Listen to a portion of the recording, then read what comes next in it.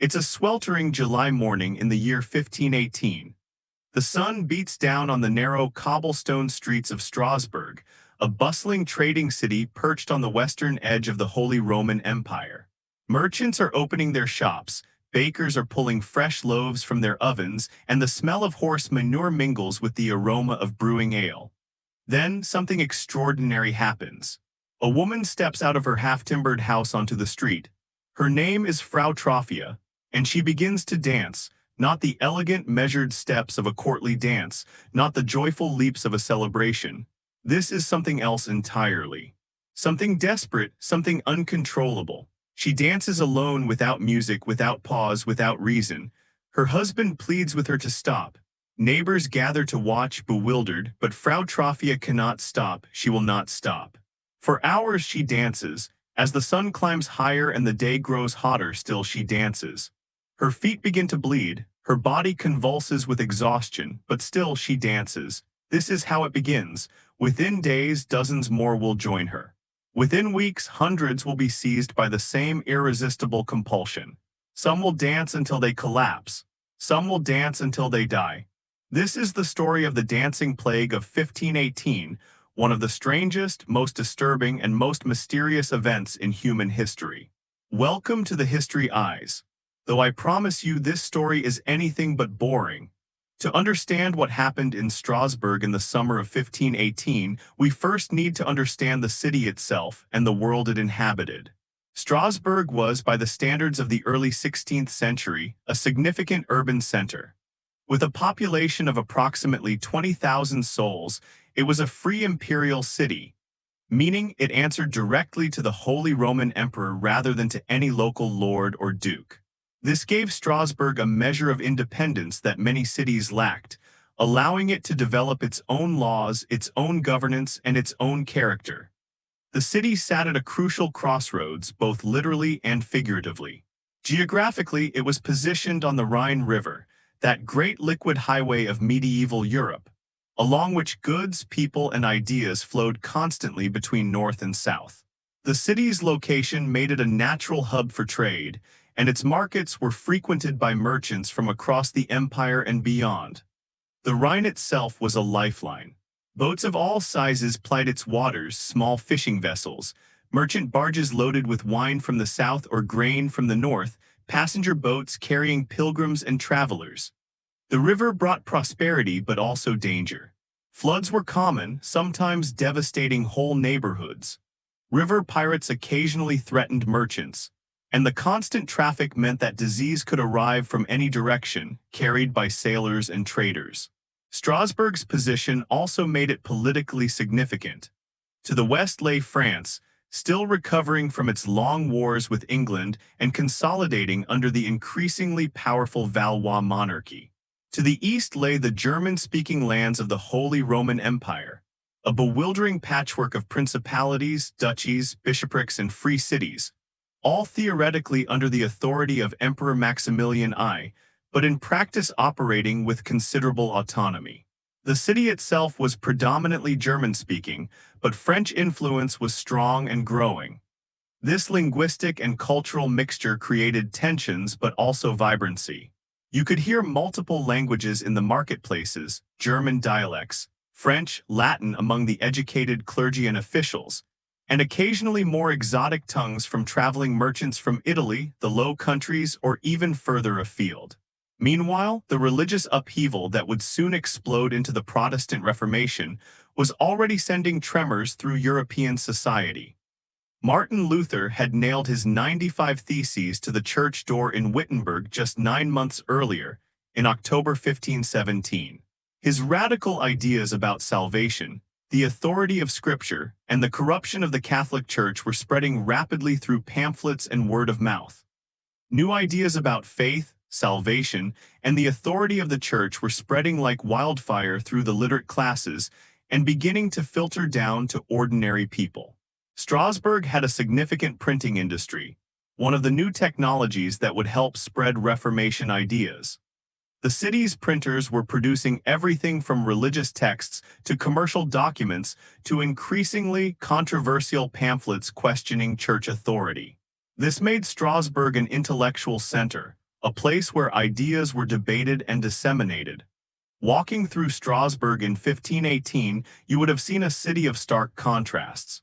The wealthy burgher class, merchants, guild masters, and successful artisans lived in substantial half-timbered houses, their upper floors jutting out over the narrow streets below in the distinctive style of the period.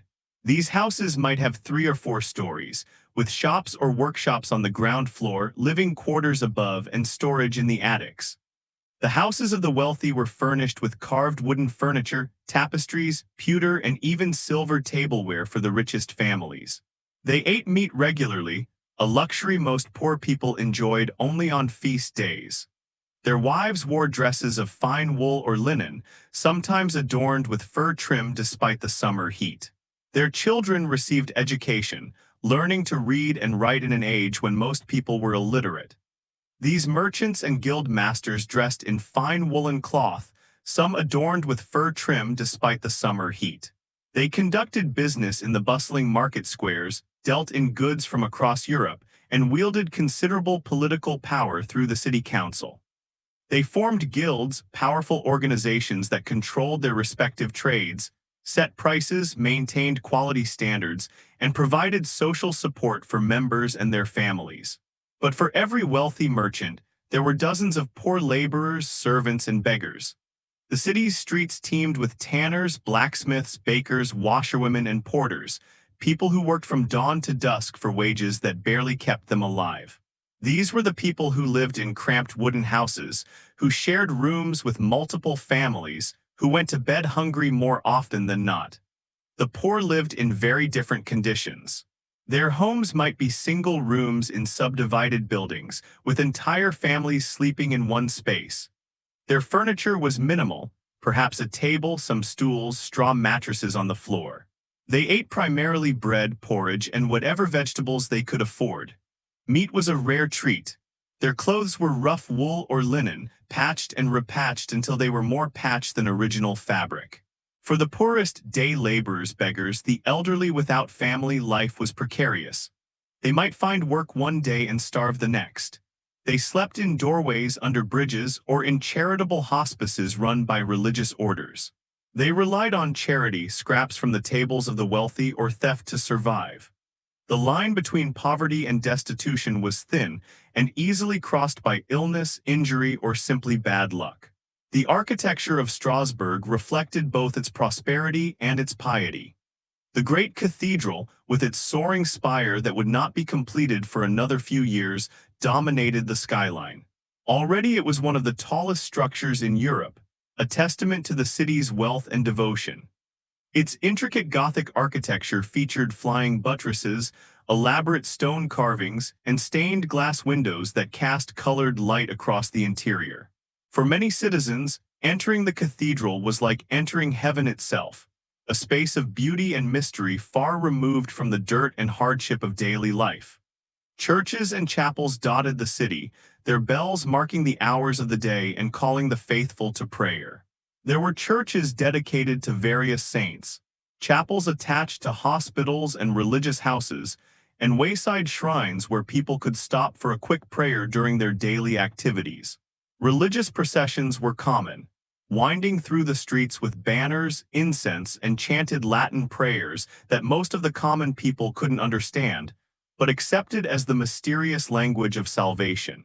The city's layout was typical of medieval urban development, organic and unplanned, having grown over centuries rather than being designed. Streets were narrow and winding, following ancient paths rather than any rational grid. This created a warren of alleys, dead ends, and small courtyards. It also meant that fire was a constant danger. Flames could spread rapidly through the tightly packed wooden buildings.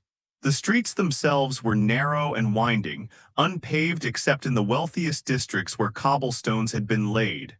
During rains, they turned to mud, in dry weather, dust. Always there was refuse.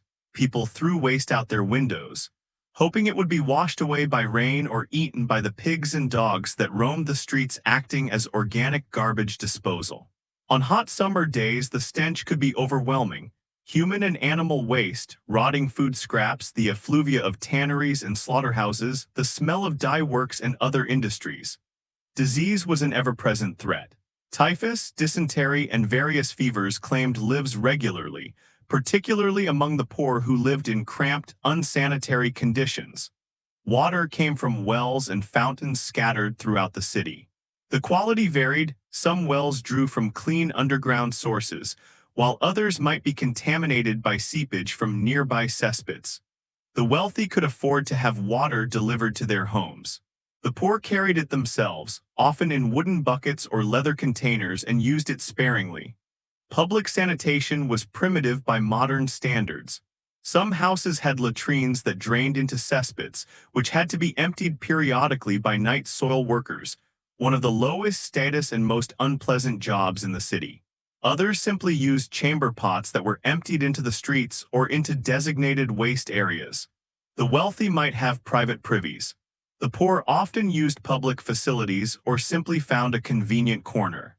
This was a world without antibiotics, without basic sanitation, without any real understanding of disease transmission. Medicine was still dominated by the ancient theory of humors, the belief that health depended on the balance of four bodily fluids: blood, phlegm, yellow bile, and black bile. This theory had been developed by ancient Greek physicians like Hippocrates and Galen and had dominated Western medicine for over 1,000 years. Doctors prescribed treatments like bloodletting, purging with laxatives, inducing vomiting, and various herbal concoctions, few of which actually worked and some of which were actively harmful. The theory was that if someone's humors were out of balance, say, too much blood making them feverish, you needed to remove some blood to restore balance. This seemed logical within the theoretical framework but often weakened already sick patients. For most ailments, prayer was considered as effective as any physician's treatment and considerably cheaper. People prayed to specific saints for specific problems, Saint Apollonia for toothaches, Saint Blaise for throat ailments, Saint Sebastian for protection from plague. They made votive offerings at shrines, went on pilgrimages, purchased indulgences, and participated in religious processions, all hoping for divine intervention in their health problems. Hospitals existed, but they were very different from modern medical facilities. They were primarily charitable institutions, often run by religious orders, that provided food, shelter, and spiritual care to the sick poor. Medical treatment was minimal and often ineffective. Many people checked into hospitals not to be cured, but to die in relative comfort with religious support. The sick rich were treated at home by physicians who had university training in medical theory but limited practical knowledge. Surgery was performed by barber surgeons, a lower status profession that combined haircutting with bloodletting, tooth extraction, and crude surgical procedures. The distinction between university-trained physicians who diagnosed and prescribed and practical barber surgeons who did hands-on procedures was carefully maintained and jealously guarded. But perhaps most importantly for our story, this was a world saturated with religious belief and supernatural explanation. The people of 1518 Strasbourg didn't just believe in God as an abstract concept. They believed that the divine and the demonic were constantly active forces in their daily lives. Saints could perform miracles, demons could possess people, God could send plagues to punish sin. The devil was real, tangible, always lurking, trying to steal souls. The world was understood as fundamentally spiritual, with visible events being merely the surface of deeper spiritual realities. A thunderstorm wasn't just a weather phenomenon, it might be God's anger made manifest. A good harvest was divine blessing. A child's illness might be the work of a witch's curse. An unusual event like a comet or an earthquake was a sign from God, a message that needed to be interpreted. People saw supernatural causes everywhere because that's how they were taught to understand the world. The church explained everything in spiritual terms. Popular culture was saturated with stories of miracles, demons, saints, and divine intervention. For most people, the supernatural wasn't something you believed in, it was simply how reality worked. And one saint in particular loomed large in the imagination of Strasbourg's residents: Saint Vitus. Saint Vitus was a Christian martyr from the early 4th century, supposedly a young boy from Sicily who had been tortured and killed during the persecution of Christians under Emperor Diocletian. He was said to have been boiled in oil, yet survived, then thrown to lions, yet remained unharmed before finally being killed. His martyrdom made him a saint, and over the centuries he had become associated with various causes. Most relevantly for our story, Saint Vitus was invoked by those suffering from epilepsy and various movement disorders that caused involuntary twitching or shaking. The term Saint Vitus dance had become common parlance for any condition that caused involuntary movements. This association might have originated from the saint's own story. Accounts of his martyrdom mentioned his body convulsing during torture. But there was a darker side to this veneration. People along the Rhine River, including in Strasbourg, believed that Saint Vitus had the power not just to cure such afflictions, but to inflict them. Those who offended the saint, who failed to properly honor him, or who committed certain sins could be cursed by Saint Vitus with uncontrollable dancing. This wasn't seen as a metaphor or a superstition. It was accepted as literal, frightening truth, as real as any physical law. This belief had historical precedent. Strasbourg sat at the epicenter of a phenomenon that had terrorized the region for over a century. Between 1374 and 1518, more than 10 separate outbreaks of dancing mania had occurred in cities and towns along the Rhine and Moselle rivers. These weren't isolated incidents of a few disturbed individuals. They were mass outbreaks in which dozens or even hundreds of people would be seized by the compulsion to dance. The most famous outbreak before 1518 had occurred in 1374, starting in Aachen and spreading to other cities including Cologne, Metz, and Strasbourg itself.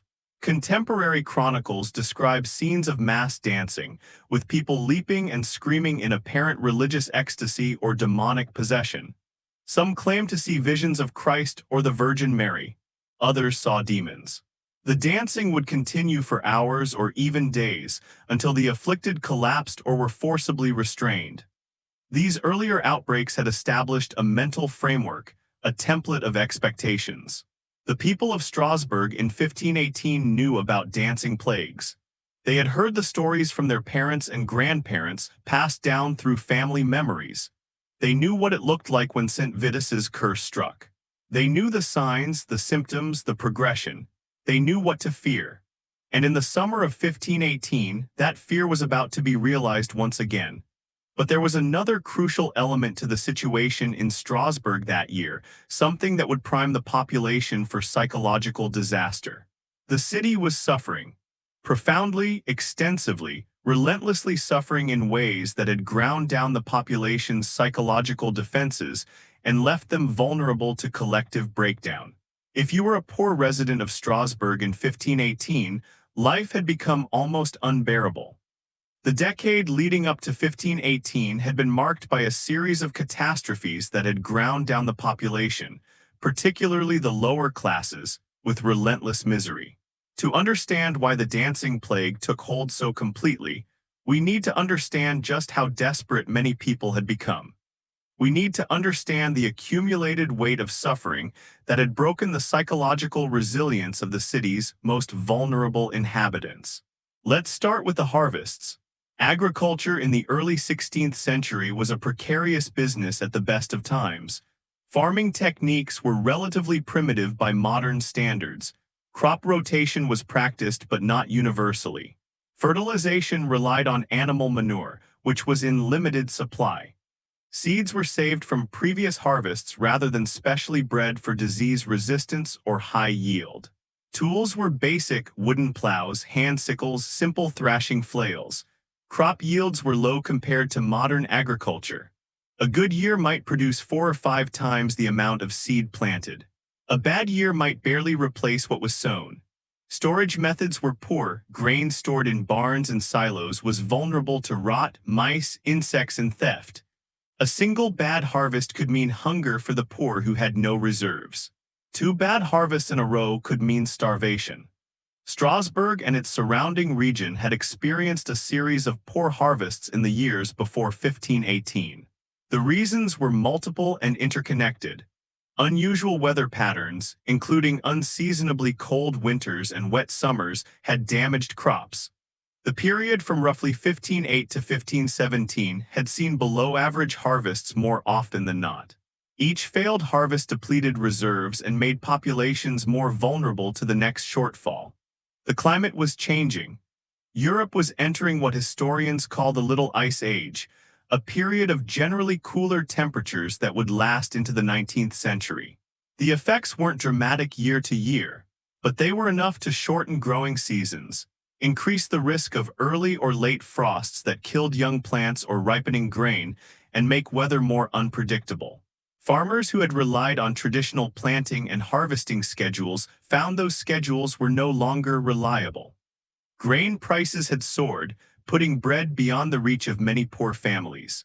For the urban poor who didn't grow their own food, high grain prices were catastrophic.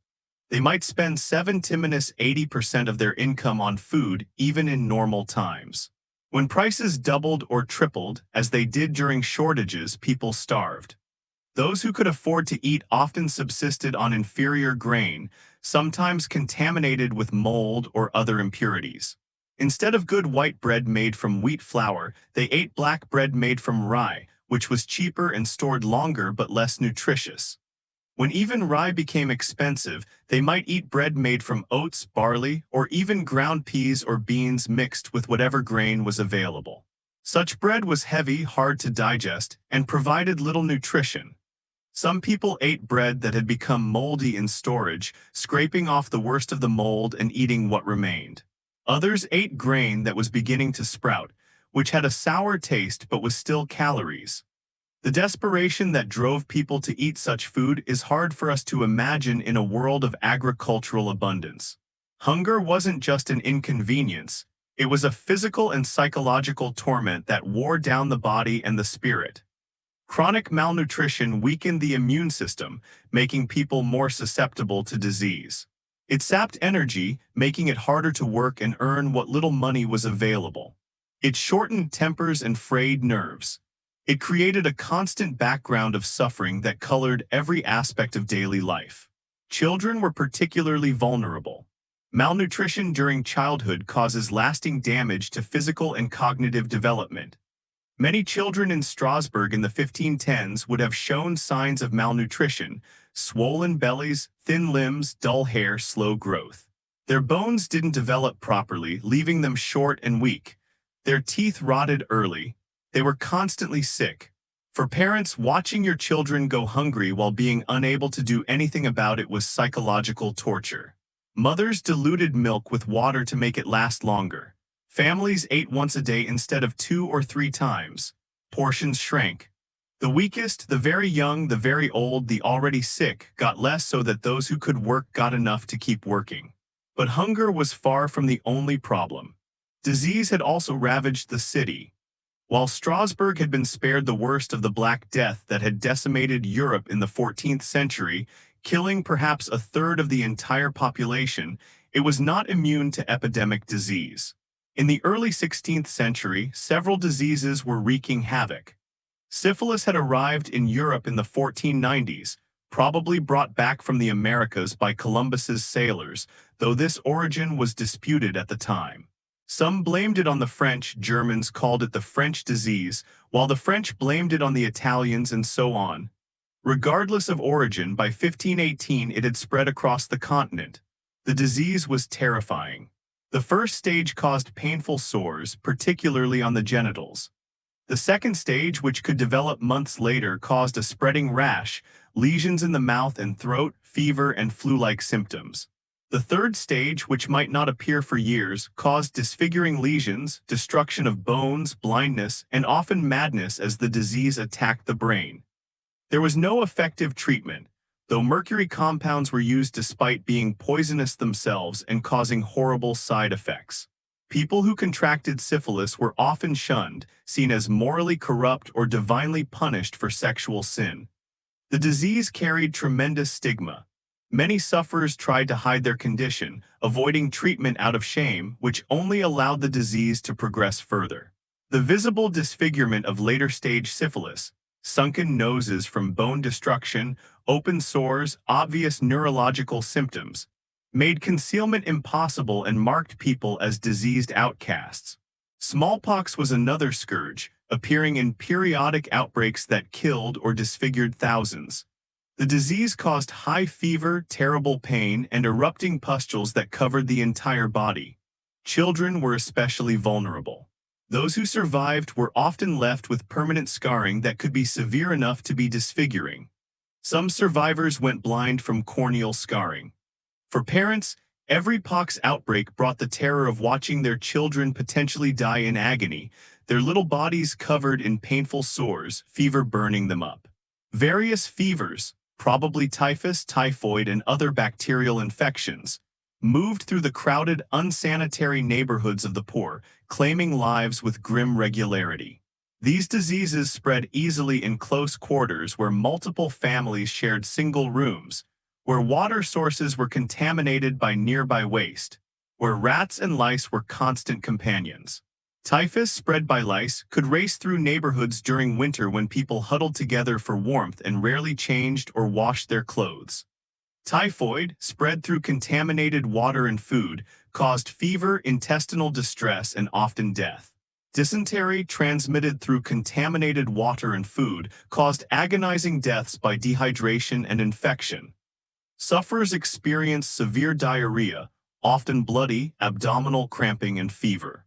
In severe cases, people could literally waste away, losing weight rapidly as their bodies couldn't absorb nutrients. Children and the elderly were especially at risk. The disease spread easily where sanitation was poor, creating vicious cycles of infection through neighborhoods. Tuberculosis, which people called consumption because of how it seemed to consume the body from within, was endemic. It caused a lingering death as victims coughed blood, lost weight, and slowly weakened over months or years. There was no cure. Whole families could be wiped out as the highly contagious disease passed from person to person in their shared living spaces. Respiratory diseases, lumped together as various types of agues or fevers, were common, especially in winter. What we'd recognize as influenza, pneumonia, and bronchitis killed thousands each year. Children were particularly vulnerable, with infant and child mortality rates that were horrifying by modern standards. Fully half of all children born might not survive to age 5. Parents expected to bury some of their children. It was normal, accepted, but no less painful for being common. The cumulative effect of these diseases was not just the death toll, though that was substantial. It was also the atmosphere of dread and helplessness that permeated society. Anyone could fall ill at any time. Children were particularly vulnerable, and parents lived with the knowledge that many of their offspring wouldn't survive to adulthood. Death was an ever-present companion, visible in the frequency of funeral processions, audible in the tolling of church bells for the departed, palpable in the constant awareness that today's health could become tomorrow's fatal illness. Funerals were frequent, often multiple per day in a city of 20,000. The wealthy had elaborate ceremonies with professional mourners, black-draped horses pulling ornate hearses, and burial in church crypts or walled cemeteries. The poor had simpler affairs, bodies wrapped in shrouds, carried by family or neighbors to burial grounds outside the city walls, interred in mass graves that were reused as space filled up. Sometimes, during epidemic outbreaks, bodies piled up faster than they could be properly buried. To the people of 1518, these diseases weren't random biological events caused by microorganisms, a concept that wouldn't be discovered for another 3 centuries. They were divine punishments sent by God to chastise humanity for its sins. And what sins those were! The Church taught that Europe was mired in wickedness. Sexual immorality, greed, pride, heresy, failure to keep holy days, disrespect for church authority. The diseases that ravaged the population were proof of God's anger. The only way to escape his wrath was through repentance, prayer, and penance. Preachers stood in churches and public squares, thundering about God's judgment. They pointed to the diseases as evidence that the world was drowning in sin and God was preparing to end it. They called for fasting, for donations to the church, for more fervent prayer, for pilgrimages to holy sites. They sold indulgences, pieces of paper that supposedly reduced time in purgatory, to frighten citizens desperate to protect themselves from divine wrath. This created a psychological feedback loop of guilt and fear. Were you sick because you had sinned? Were your children dying because you hadn't prayed hard enough? Was the whole city being punished because of collective moral failure? These questions tormented people, adding psychological anguish to their physical suffering. The burden of guilt compounded the burden of illness. People examined their consciences obsessively, trying to identify which sins had brought God's punishment. They confessed repeatedly to priests seeking absolution. They made vows promising to give up meat, to attend Mass daily, to go on pilgrimage if only God would spare them or their families. They wore hair shirts to mortify the flesh. They engaged in self-flagellation, beating themselves with whips or walking barefoot in winter, trying to demonstrate sufficient repentance to appease an angry God. The economic situation compounded all of this. While wealthy merchants might weather hard times by dipping into their reserves of cash and goods, the urban poor lived on the edge of destitution even in good times. They had no savings, no investments, no assets beyond perhaps a few tools or pieces of furniture. A bad harvest or an illness that prevented work could push a family from poverty into outright starvation within days or weeks. Work was often casual and irregular. Day laborers gathered in market squares each morning, hoping to be hired for that day's work. Some days there was work, other days there wasn't. Wages were paid daily and spent immediately on food. The idea of saving for the future was impossible when today's hunger was pressing. Begging became more common. Street corners had their regular beggars, the blind, the crippled, the elderly without family to care for them. They displayed their afflictions, hoping for charity from passers-by. Some churches distributed bread to the poor on certain days, creating long lines of hungry people. Some wealthy families maintained a tradition of giving leftover food to beggars at their gates. But as economic conditions worsened, competition for charity increased while the ability of the wealthy to give decreased. Even the generous became more selective, trying to distinguish between the deserving poor who were genuinely unable to work and the undeserving poor who were seen as lazy or immoral. This created an additional layer of humiliation for those who needed help. Theft increased. People stole food from markets, goods from shops, anything that could be sold or eaten. Punishments were harsh. Thieves could be flogged, branded, have their hands cut off, or be hanged, depending on the value of what was stolen and how many times they'd been caught. But desperation drove people to take risks. Watching your children starve can overcome the fear of punishment. Prostitution increased as well. Women and girls with no other way to earn money sold their bodies. This was illegal and sinful by the standards of the time, but authorities usually tolerated a certain level of prostitution, sometimes even licensing brothels, seeing it as a necessary evil that prevented worse crimes like rape. But the social stigma was enormous, and the risks, disease, violence, unwanted pregnancy were severe. Some people simply gave up. Cases of suicide, while underdocumented because of religious prohibition, probably increased during times of severe hardship. The church taught that suicide was a mortal sin that condemned the soul to hell, and suicides were denied burial in consecrated ground. But for some, the suffering of continuing to live outweighed even the fear of eternal damnation. Social tensions were rising as the gap between rich and poor became more visible and more resented. While guild masters dined on meat and white bread, laborers subsisted on porridge and black bread. While merchants' wives wore silk and fur, washerwomen wore patched and threadbare wool. While wealthy children learned to read and write, poor children worked from age 6 or 7 if they were strong enough. The wealthy were increasingly visible in their prosperity. They built grander houses, wore more elaborate clothes, hosted more impressive feasts. This wasn't just vanity, it was how social status was maintained and displayed in a hierarchical society. But to the starving poor, this visible wealth while they suffered must have created tremendous resentment and anger. Resentment simmered. occasionally boiling over into riots or protests that were quickly and harshly suppressed by city guards who were themselves drawn from the lower classes, but paid by the wealthy to maintain order. Food riots were not uncommon when grain prices spiked. Crowds would storm bakeries or grain storage facilities, demanding bread at reasonable prices or simply taking it. Such riots were usually put down with violence, with ringleaders arrested and punished as examples. The guild system, which was supposed to protect workers, increasingly protected established masters at the expense of journeymen and apprentices. Rules were tightened to make it harder to become a master, requiring longer apprenticeships, higher fees, and more stringent demonstrations of skill.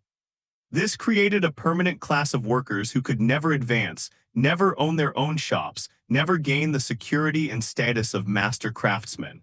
And over all of this loomed a profound sense of anxiety about the future, a feeling that the world was coming apart, that the old certainties no longer held. The world was changing in ways that medieval people found deeply unsettling. The old certainties of feudalism were eroding. The Catholic Church, which had united Christendom for over 1,000 years, was fracturing under the pressure of calls for reform.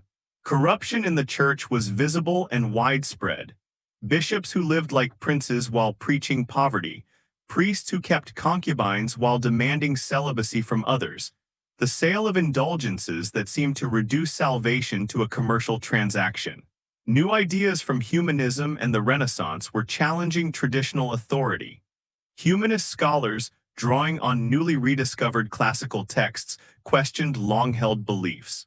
The invention of the printing press had made books more available, allowing ideas to spread faster than ever before. For the first time, laypeople could own and read Bibles in their own languages rather than relying solely on clergy to interpret Latin scripture. The discovery of the Americas had expanded the known world in mind-bending ways. Suddenly, there were entire continents full of people who had never heard of Christ. How did they fit into the biblical narrative? Theologians struggled to explain peoples and places that weren't mentioned in Scripture. The comfortable medieval worldview of a small, knowable world with Jerusalem at its center was giving way to a much larger, stranger, less comprehensible reality. For people who valued stability and tradition, who found comfort in the familiar rhythms of medieval life, these changes felt threatening, even apocalyptic. Many people genuinely believed they were living in the end times, that all these changes and catastrophes were signs that God was preparing to end the world and judge humanity.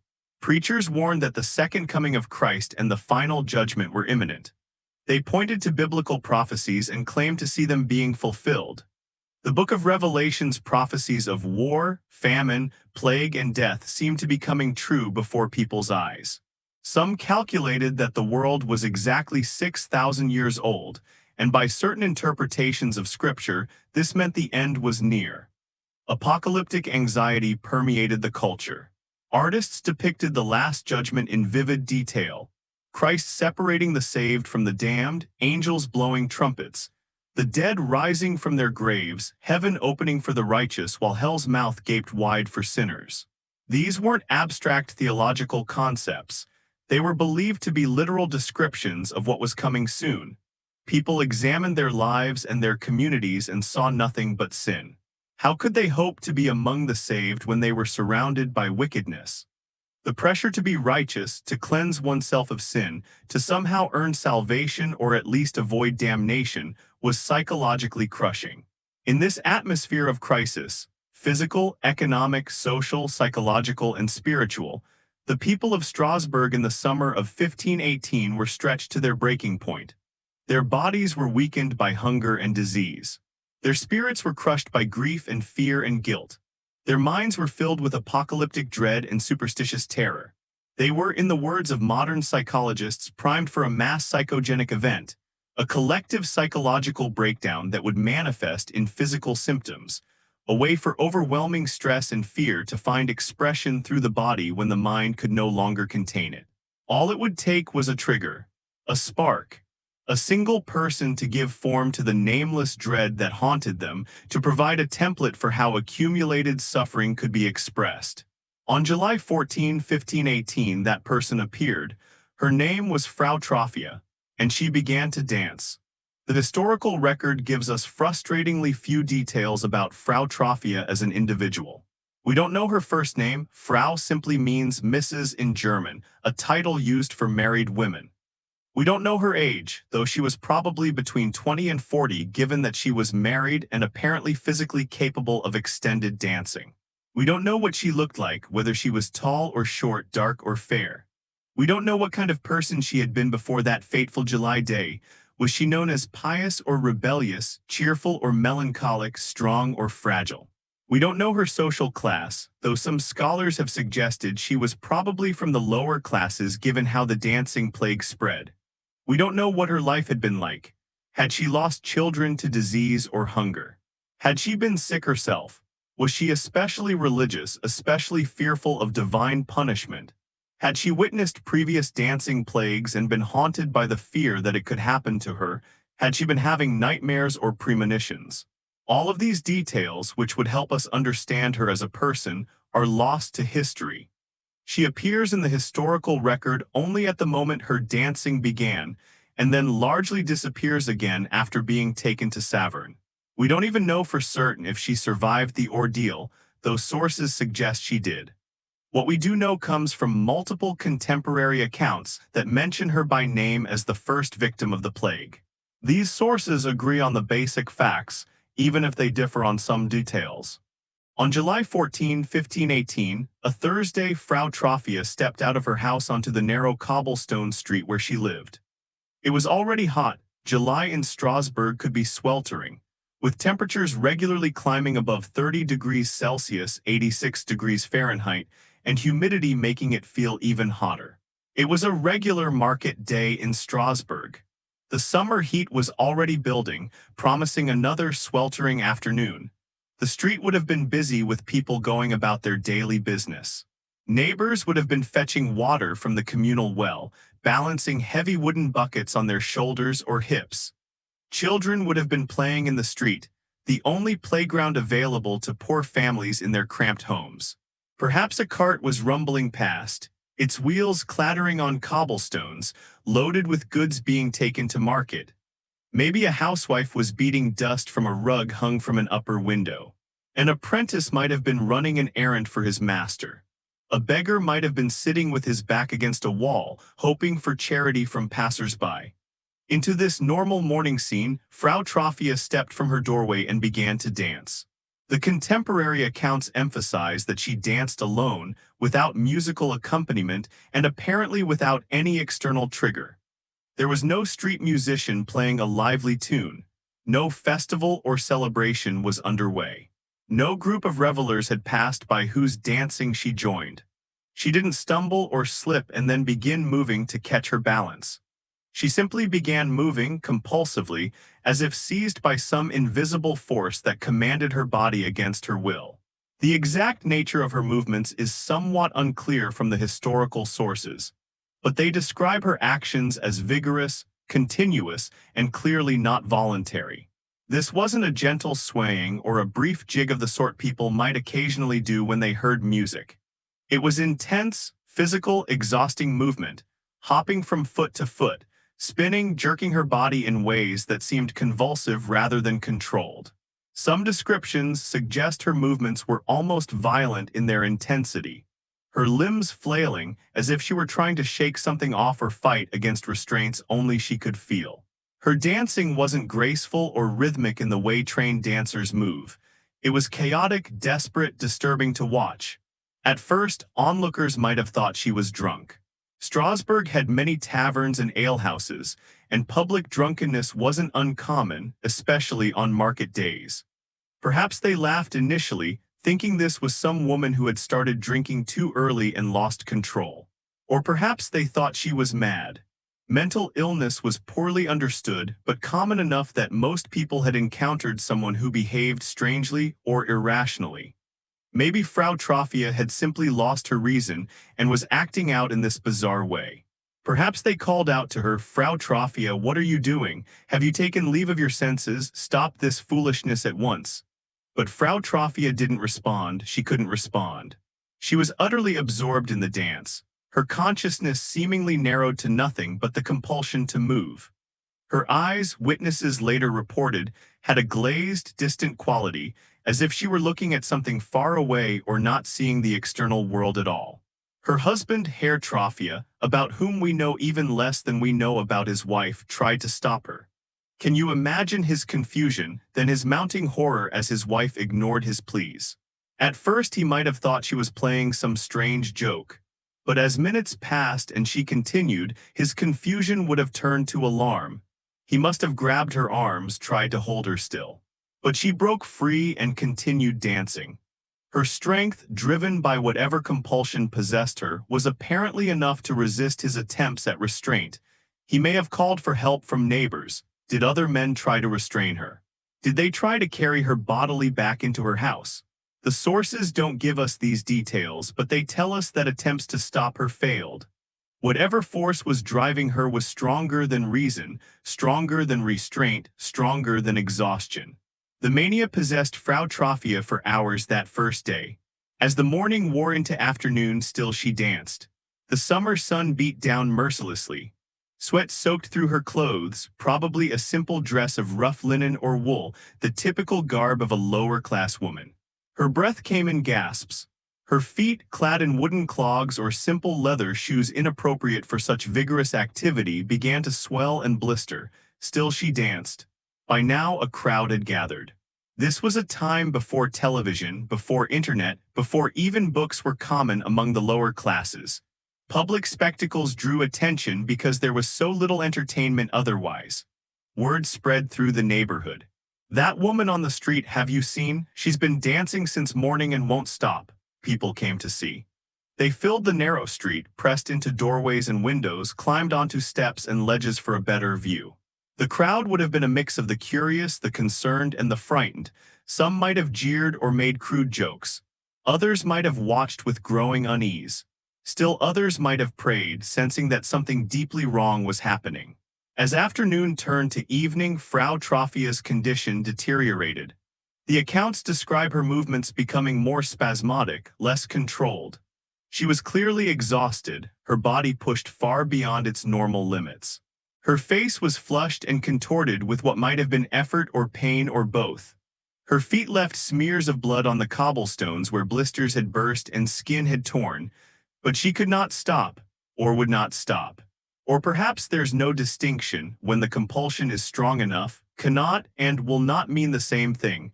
The crowd watching must have felt a mixture of emotions: pity for this woman's suffering, horror at witnessing something so strange and disturbing, fascination that kept them watching even when they might have wanted to look away, and perhaps for some, a dawning fear. What if this wasn't madness or drunkenness?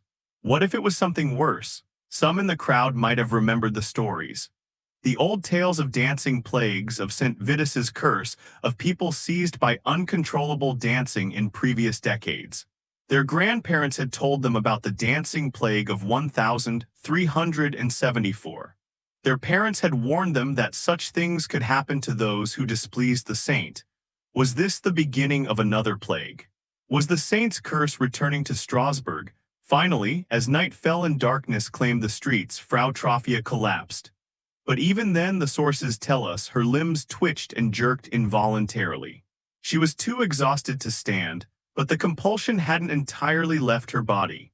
She lay on the street, breathing heavily, her body still moving in small, convulsive jerks, like a puppet whose strings were being pulled by an unseen hand. Neighbors or family members must have carried her inside, put her to bed, given her water. Perhaps they watched over her through the night, hoping that rest would cure whatever affliction had seized her. Perhaps a physician was called if the family had money for such things, though what treatment could be offered for such a strange condition? You might think this was the end of it. A woman had experienced some kind of fit or mental breakdown. Tragic, certainly, disturbing to witness, but not unprecedented in an age where mental illness was common and poorly understood. Surely she would recover after rest, or be cared for by her family if she didn't, and life would go on. But the next morning, Friday, July 15th, Frau Trophia began dancing again. She had rested overnight, or tried to rest, Though the sources suggest her sleep was fitful and troubled, her body still twitching even in sleep. But with the dawn, the compulsion returned with full force.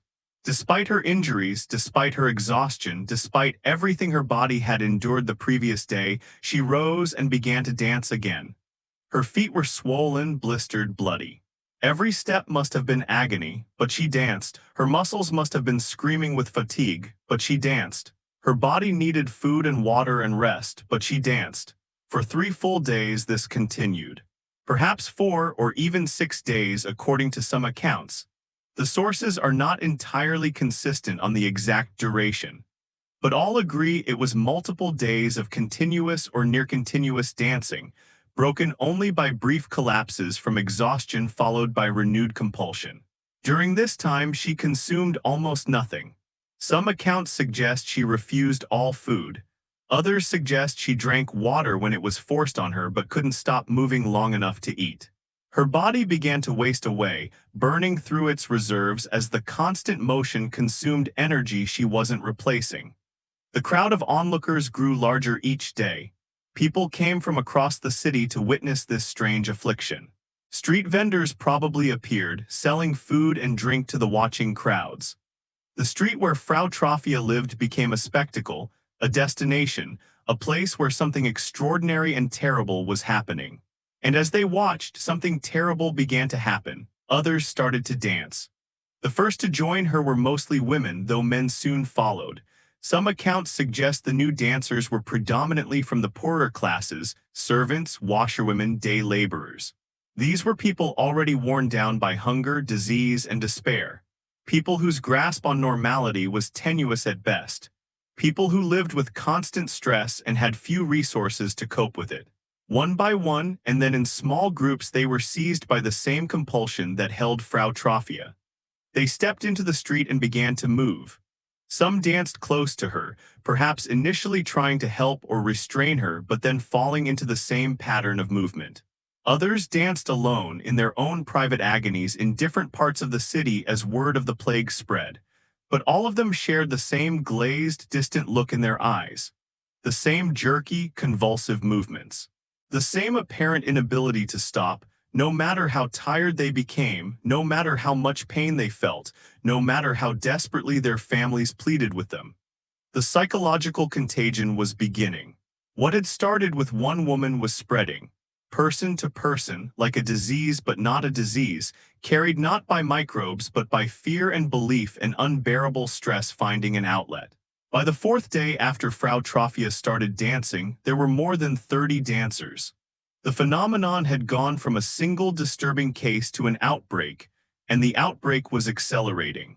The city authorities, who had initially treated Frau Trophia's affliction as an isolated case of madness, now faced something they couldn't ignore. This wasn't one disturbed woman. This was an epidemic of some kind, but what kind? And more urgently, what could be done about it? On approximately the 6th day, the authorities decided to intervene by sending Frau Trophia and several other dancers to Saverne, 30 miles to the south. They were bundled into wagons, presumably still dancing or at least moving convulsively, and transported out of the city. Why Saverne? Because it was home to a chapel dedicated to Saint Vitus, the saint whose curse was believed to cause such dancing. If this was indeed the saint's curse, then only he could lift it. The afflicted were taken to the shrine, where priests performed rituals designed to placate the angry saint. The dancers were made to stand before a wooden carving of Saint Vitus, presumably held in place by helpers since they couldn't stand still voluntarily. Small crosses were pressed into their hands. Red shoes, red being the color associated with the saint in this region, were placed on their swollen, bloodied feet. Holy water was sprinkled over them. Consecrated oil was painted in crosses on the tops and soles of the shoes. The air would have been thick with incense, frankincense, and myrrh, the same resins used to honor Christ, believed to be pleasing to God and the saints. The smoke would have filled the small chapel, making the scene feel more otherworldly, more removed from normal reality. Priests chanted in Latin, their voices echoing in the stone building. Prayers were offered up, asking the saint to show mercy, to lift his curse from these suffering souls. And remarkably, it seemed to work. Frau Trophia and the others who had been taken to Saverne stopped dancing. Whether this was due to the religious ritual, the break from the intense atmosphere in Strasbourg, simple exhaustion finally overcoming the compulsion, or some combination of factors, we cannot know for certain. But from the perspective of those involved, the message was clear. St. Vitus had lifted his curse.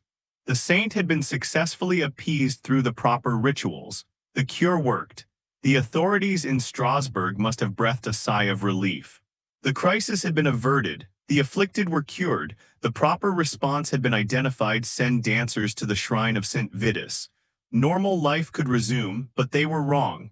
Catastrophically, tragically wrong. The dancing in Strasbourg didn't stop when Frau Trophia was sent away. It accelerated, because her dancing and the dramatic response to it had planted an idea in the minds of the city's population. An idea that would grow into a psychological epidemic. St. Vitus's curse was real. It was here, it was active, and it could strike anyone. While Frau Trophia recovered in Saverne, back in Strasbourg the dancing was spreading like wildfire through tinder-dry wood. Every day brought new dancers. Every day the crowds of onlookers grew larger. Every day the atmosphere in the city grew more panicked and surreal.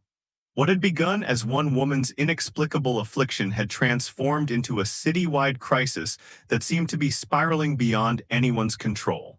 Understanding why the dancing spread requires us to think about how mass psychogenic illnesses work, a phenomenon that modern psychology has studied extensively, though the term didn't exist in 1518.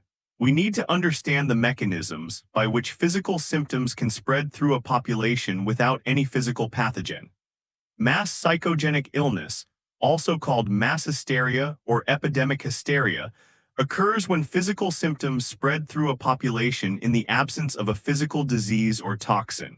The symptoms are real, people genuinely experience them, they're not faking or imagining, but they originate in the mind rather than from infection or poisoning. The brain, responding to psychological stress, generates actual physical symptoms. This might sound impossible if you think of mind and body as completely separate entities, but modern neuroscience has shown us they're intimately connected in countless ways. Stress and anxiety cause measurable changes in hormone levels, particularly cortisol and adrenaline. They affect blood pressure, heart rate, and breathing patterns. They influence immune function, making stressed people more susceptible to illness. They can trigger inflammation, alter digestion, affect sleep, and create chronic pain. Prolonged or extreme stress can produce even more dramatic effects. The brain can essentially short-circuit, producing symptoms that seem neurological but have no physical cause. Paralysis with no nerve damage, seizures with no electrical abnormalities in the brain, blindness with healthy eyes and optic nerves, movement disorders with no underlying disease. These conversion disorders, as they're now called, are the brain's way of expressing overwhelming psychological distress through physical symptoms. The person isn't consciously choosing these symptoms. They're experiencing them as completely real and beyond their control. Which they are. The fact that the cause is psychological doesn't make the symptoms any less genuine. Mass psychogenic illness is when this phenomenon affects multiple people in a group, with symptoms spreading from person to person through psychological rather than physical mechanisms. It's a form of social contagion, where ideas, emotions, and behaviors spread through observation and emotional connection. Modern documented cases help us understand how this works, and the parallels with Strasbourg are striking. The 1962 Tanganyika laughter epidemic, which I mentioned earlier, provides a clear example. It started in a missionary boarding school for girls in the village of Kashasha. On January 30, 1962, 3 girls started laughing uncontrollably. At first, teachers assumed they were being disruptive and tried to discipline them. But the girls couldn't stop laughing, even when threatened with punishment. The laughter spread. Within hours, dozens of students were affected. Within days, 95 of the school's 159 pupils were laughing uncontrollably, sometimes for hours at a time. The laughter was accompanied by crying, screaming, restlessness, pain, and temporary paralysis. Students would laugh until they collapsed from exhaustion, rest briefly, then start laughing again. The school was closed on March 18, 1962. But closing the school didn't stop the epidemic. When students returned to their home villages, they brought the laughter with them. Parents and siblings became affected. The outbreak spread to other schools. Eventually, over 1,000 people across several villages were affected. Some villages had to close all their schools. The epidemic lasted 18 months before finally burning itself out in June 1964. What caused it? Medical investigators found no infectious disease, no toxin, no physical cause. The consensus was mass psychogenic illness triggered by stress. Tanzania had recently gained independence from British colonial rule. The transition was creating massive social upheaval. Traditional village life was clashing with Western education. Students felt pressure from all sides to succeed in school, to maintain traditional cultural practices, to navigate a rapidly changing world. The boarding school environment was strict and authoritarian, leaving students with little power or control. The laughter was a release valve for unbearable psychological pressure. Once it started, seeing others laugh created permission for stressed individuals to experience the same release. The symptoms spread through observation and emotional contagion. Another case. In 1983, in the West Bank, hundreds of Palestinian girls at schools in several towns were struck by mysterious fainting, nausea, weakness, and breathing difficulties. It started on March 21 at a girls' school in Araba. By March 27, nearly 100 girls had been affected. The symptoms spread to other schools in Jenin, then to other cities. Israeli authorities initially suspected a nerve gas attack or some form of poisoning, possibly by Palestinian militants or Israeli settlers. This was during the Israeli occupation of the West Bank, a period of extreme tension and violence. Environmental testing was conducted. Air samples were analyzed, water and food were tested, medical examinations were performed, no toxin was found, no physical cause could be identified.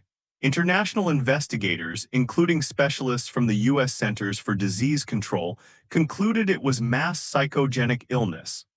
The stress of living under military occupation, the constant threat of violence, the powerlessness of being occupied, had created conditions ripe for a psychogenic outbreak. When one girl fainted, others who witnessed it and who were experiencing similar stress levels became susceptible to the same symptoms. The Israeli authorities' initial response of treating it as a possible attack actually made it worse, because it validated the fear and created more anxiety, spreading the symptoms further. In 2011-2012, in Leroy, New York, about a dozen teenage girls at the same high school developed tics, verbal outbursts, and jerking movements similar to Tourette's syndrome. It started in October 2011 with one cheerleader developing symptoms. By January 2012, 18 students and one adult had been affected, with more cases appearing throughout the spring. The affected girls had various symptoms: uncontrollable twitching, verbal tics, stuttering, face spasms, arm spasms, seizure-like episodes. The symptoms were severe enough to be disabling. Some couldn't walk without help. Some couldn't speak clearly. All were terrified and confused about what was happening to them. Concerned parents and media attention turned it into a national story. Environmental activists tested for toxins, suspecting contamination from an old train derailment site near the school. Medical experts ran batteries of tests: blood work, brain scans, neurological exams. Celebrity activist Aaron Brockovich arrived to investigate. National news crews descended on the small town. Again, no physical cause was found. Testing revealed no toxins, no infections, no neurological diseases. The consensus among medical specialists was conversion disorder, a type of psychogenic illness where psychological stress manifests as neurological symptoms. The affected girls were genuinely sick. Their symptoms were real. But they originated from psychological stress, possibly related to typical teenage pressures amplified by living in a small town, academic stress, social media, and then vastly amplified by the media attention itself, which created enormous additional stress and kept everyone focused on the symptoms. What's fascinating is that the more attention the outbreak received, the more cases appeared. The media coverage meant to help solve the mystery actually spread it. This is a well-documented phenomenon. Excessive attention to psychogenic outbreaks can amplify and spread them. These modern cases share key features with the Strasbourg dancing plague. 1. They occur in high-stress environments.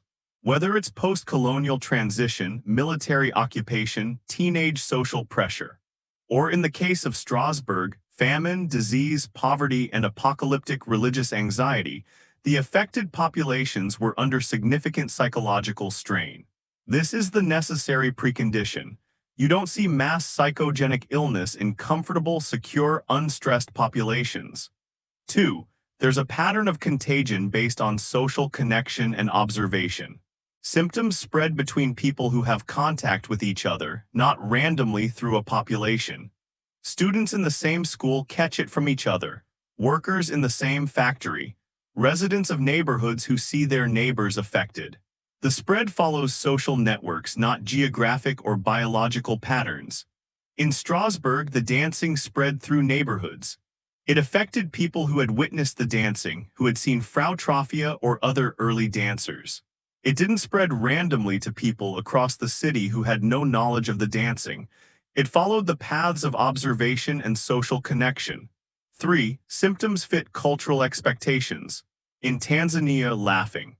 In Palestine, fainting and breathing difficulties similar to symptoms of gas exposure.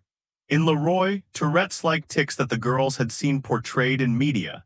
In Strasbourg, dancing. The form the illness takes is shaped by what the affected population understands, fears, or expects. This is crucial. Mass psychogenic illness doesn't create symptoms from nothing. It creates symptoms that make sense within the cultural framework. The girls in Tanzania didn't start dancing. The Palestinians didn't start laughing. The Leroy girls didn't start dancing.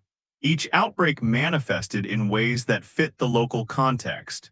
In Strasbourg, dancing made sense as a symptom because of the cultural belief in St. Vitus's curse. People expected that the saint could cause uncontrollable dancing. Previous dancing plagues had established this as a known phenomenon. When people saw dancing, they recognized it as the curse, and that recognition made them psychologically vulnerable to experiencing it themselves. 4. Traditional medical testing finds no physical cause. No infection, no toxin, no neurological damage, no structural abnormality.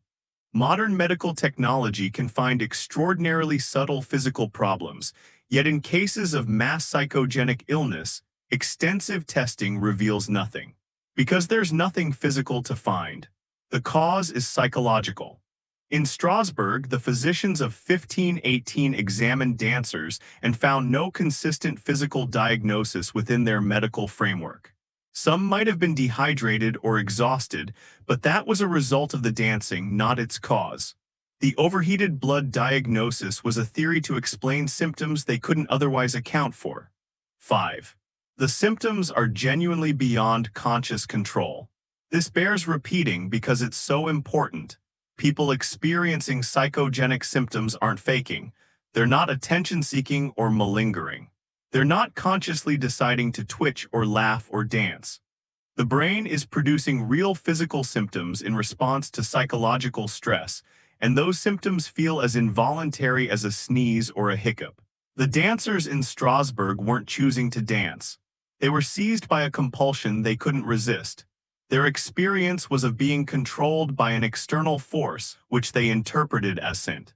Vitus's curse, but which was actually their own stressed brains producing movement they couldn't consciously control. 6. Removal from the stressful environment or psychological closure often leads to recovery. Taking the Tanganyika students out of the school environment helped. Moving the Leroy girls away from constant media attention aided recovery. In Strasbourg, taking dancers to Saverne, away from the constant reinforcement of seeing others dance, often led to cessation of symptoms. The religious ritual provided psychological closure, a culturally appropriate way for the mind to release the compulsion. Now apply this framework to Strasbourg in 1518, and suddenly the spread of the dancing plague makes perfect sense. The The population was under extraordinary stress: famine, disease, poverty, social upheaval, apocalyptic religious anxiety. The accumulated weight of years of suffering had pushed people, especially the most vulnerable, to their psychological breaking point. Check. There was intense social connection in the tightly packed medieval city, with rapid communication through neighborhoods via gossip and direct observation. News traveled quickly. Everyone knew their neighbor's business. Information about strange events spread within hours. Check. There was a strong cultural expectation and framework for understanding uncontrollable dancing. The belief in St. Vitus's curse was widespread and deeply held. Previous dancing plagues had occurred in living memory, or at least in stories passed down from parents and grandparents. When people saw others dancing uncontrollably, they didn't think stress disorder, because that concept didn't exist. They thought divine curse and feared they might be next. Check. The symptoms fit the expected pattern. This is crucial. St. Vitus was associated with uncontrollable movement. Previous dancing plagues had occurred in the region. The form the psychogenic illness took, dancing, made sense within the cultural framework. If the same population had lived in a different culture with different beliefs, their stress might have manifested differently. But here, dancing was the expected, feared symptom. Check. No physical cause was found even by contemporary physicians.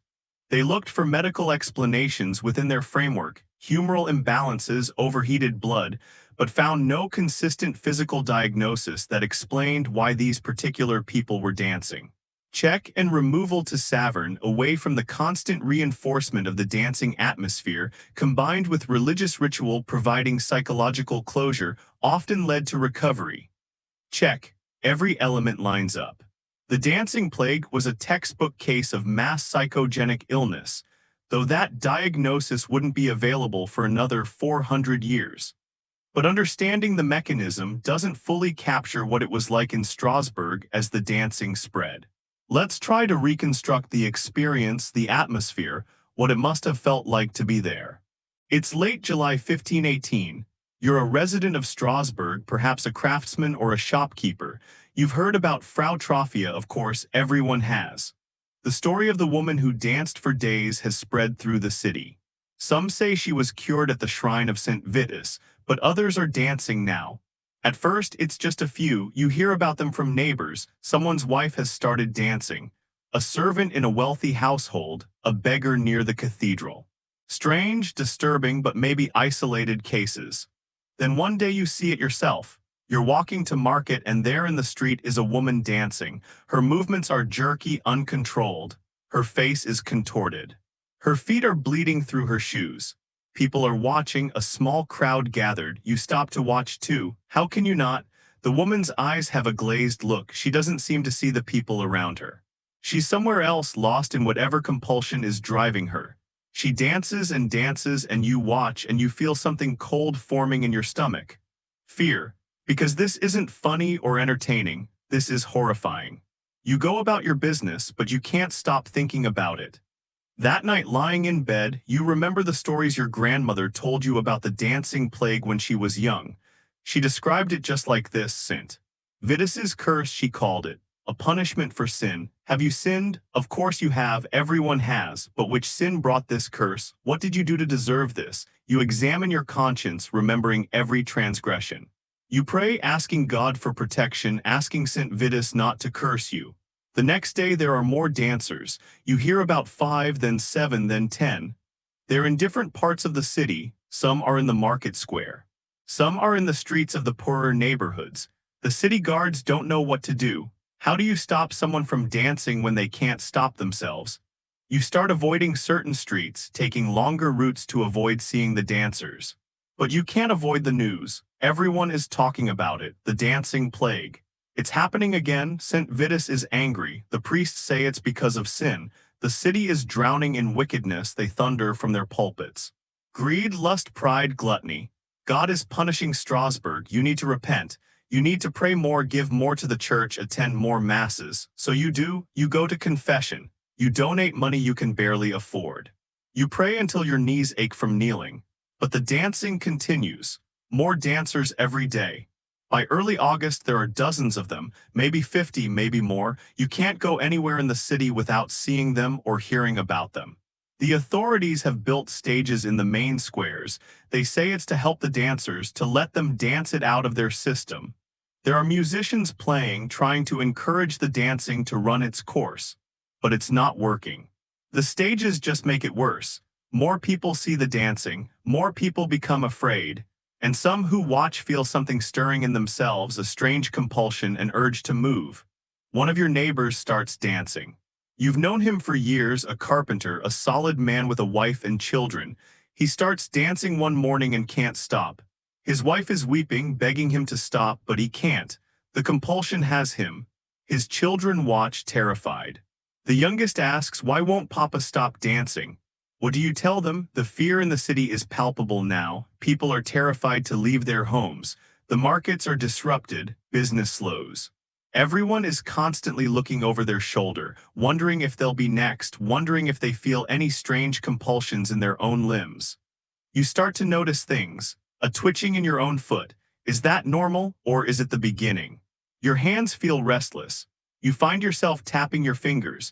Is that just nervousness, or is the curse taking hold? You're not sleeping well. None of your neighbors are sleeping well. Everyone is exhausted from fear and stress. And that exhaustion makes everything worse, makes you more susceptible, makes it harder to control your thoughts and your body. You see a woman you know from church start dancing. She was fine yesterday. Today she's in the square, moving convulsively, her face a mask of terror and exhaustion. How did it happen? Why her? Could it be you tomorrow? The psychological pressure is immense. The entire city is focused on the dancing, talking about the dancing, fearing the dancing. The atmosphere is thick with dread. Everywhere you look, there's evidence that something terrible is happening, that the world is coming apart, that God is angry and punishing the city. And if you're already stressed, if you've been hungry, if you've lost family to disease, if you're poor and powerless and afraid, then you're especially vulnerable. Your psychological defenses are already worn down. You have no reserves left. The constant fear, the constant focus on the dancing, the belief that you could be next, all of this creates a perfect storm of susceptibility. Some people report feeling the compulsion before they start dancing, a tingling in their limbs, a restlessness they can't shake, an urge to move that grows stronger and stronger until it becomes irresistible. Is this the curse taking hold, or is it their own fear manifesting physically? The distinction doesn't matter. Whether you believe you're being cursed by an angry saint or experiencing a stress-induced psychogenic episode, the experience is the same. Your body begins to move against your will, and you cannot stop it. And once you start dancing, once you're in that trance state where conscious control has been surrendered, you're lost. You dance and dance and dance. Hours pass like minutes, or maybe minutes stretch into hours. Time becomes strange when you're in a dissociative state. Pain recedes into the background. Exhaustion doesn't matter. Nothing matters except the movement, the compulsion to keep moving. Your family begs you to stop. You might hear them distantly, but you can't respond. You're trapped in your own body, a prisoner of the dance. Or maybe you don't hear them at all.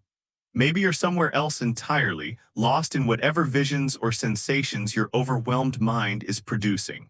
This is what dozens, then hundreds of people in Strasbourg experienced in the summer of 1518. A collective loss of control, a mass surrender to an irresistible compulsion, a citywide trance state that seemed to feed on itself, growing stronger as more people succumbed. By mid-August, contemporary accounts suggest there were around 400 people who had danced at some point, though not all simultaneously. Some had been taken to Saverne and cured. Some had collapsed from exhaustion and were recovering. Some had died. But new dancers kept appearing, keeping the total number of active dancers at any given time between 50 and 100. The scenes in Strasbourg must have been absolutely surreal, like something from a nightmare made real. Picture the horse market, one of the main public squares of the city.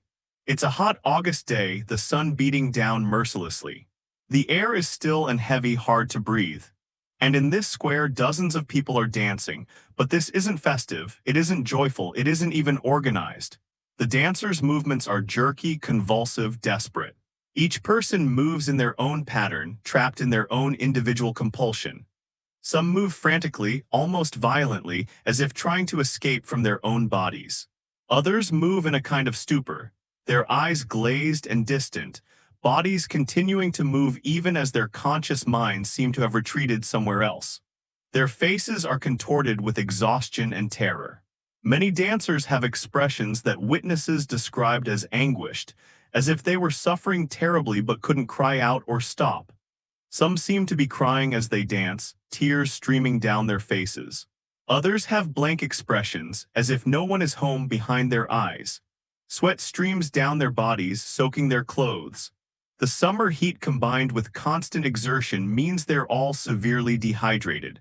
Their clothes stick to them, dark with sweat and sometimes with blood from injuries. Blood seeps from their feet, leaving dark stains on the cobblestones. Some dancers' feet are so damaged that bone is visible through torn skin. Some have clearly injured themselves, wrenched joints, pulled muscles, friction burns from clothing. But they keep dancing. Pain doesn't stop them, nothing stops them. The smell in the square must have been overwhelming, the stench of sweat, blood, urine, and feces from dancers who have lost control of bodily functions, all mixed with the usual summer smells of a medieval city. The air must have felt thick, oppressive, hard to breathe. The sound is disturbing, the constant shuffle and stomp of dozens of feet, some bare after shoes have worn away, some still in wooden clogs that clatter on the cobblestones. Heavy breathing, gasping, occasional cries of pain or distress. Some dancers make incomprehensible sounds, moaning or muttering. The musicians hired by the city play their pipes and drums, but the music seems disconnected from the dancing, as if the dancers hear a different rhythm that no one else can hear. Around the edges of the square, crowds watch. The composition of the crowds changes as people come and go, but there are always watchers. Some pray, holding rosaries or raising their hands in supplication to heaven. Some weep, family members of the dancers, watching their loved ones suffer and unable to help. Some look on with expressions of horror, unable to look away even though they want to. Others seem almost fascinated, morbidly curious about this terrible spectacle. Priests move through the crowds, proclaiming that this is God's judgment on a sinful city. They call for repentance, for fasting, for prayer, for donations to the church. Some sell indulgences, pieces of paper that supposedly reduce time in purgatory, to frighten citizens desperate to protect themselves from the curse. Some sprinkle holy water on the crowds, performing impromptu blessings. Street vendors have set up stalls at the edges of the square, selling food and drink to the watching crowds. Even in the midst of horror, commerce continues. People get hungry watching all day. There's money to be made. City guards try to maintain some semblance of order, but their presence feels futile. What can they do? This isn't a riot they can suppress with force. This isn't a crime they can arrest someone for. The dancers aren't breaking laws exactly. They're victims of something, though no one is quite sure what. The guards mainly try to keep the crowds from getting too unruly, prevent theft from the distracted masses, and occasionally carry away dancers who have collapsed. Some guards look uncomfortable, disturbed by what they're witnessing. Some look frightened, wondering if they might be next. All of them would rather be anywhere else. Families of the afflicted beg and plead with their dancing loved ones to stop, to rest, to drink water. Most dancers seem barely aware of their surroundings. Their focus is turned inward, or perhaps they're focused on something invisible to others, the visions or sensations produced by their trance states. Some dancers refuse all sustenance. They dance right past offered water, don't respond when family members try to put cups to their lips. A few will accept water if it's forced on them, but they don't stop moving long enough to eat properly. They're burning through their bodies' reserves at an unsustainable rate. As night falls, torches are lit around the square. The dancing continues in the flickering firelight, the shadows making the movement seem even more grotesque and unnatural.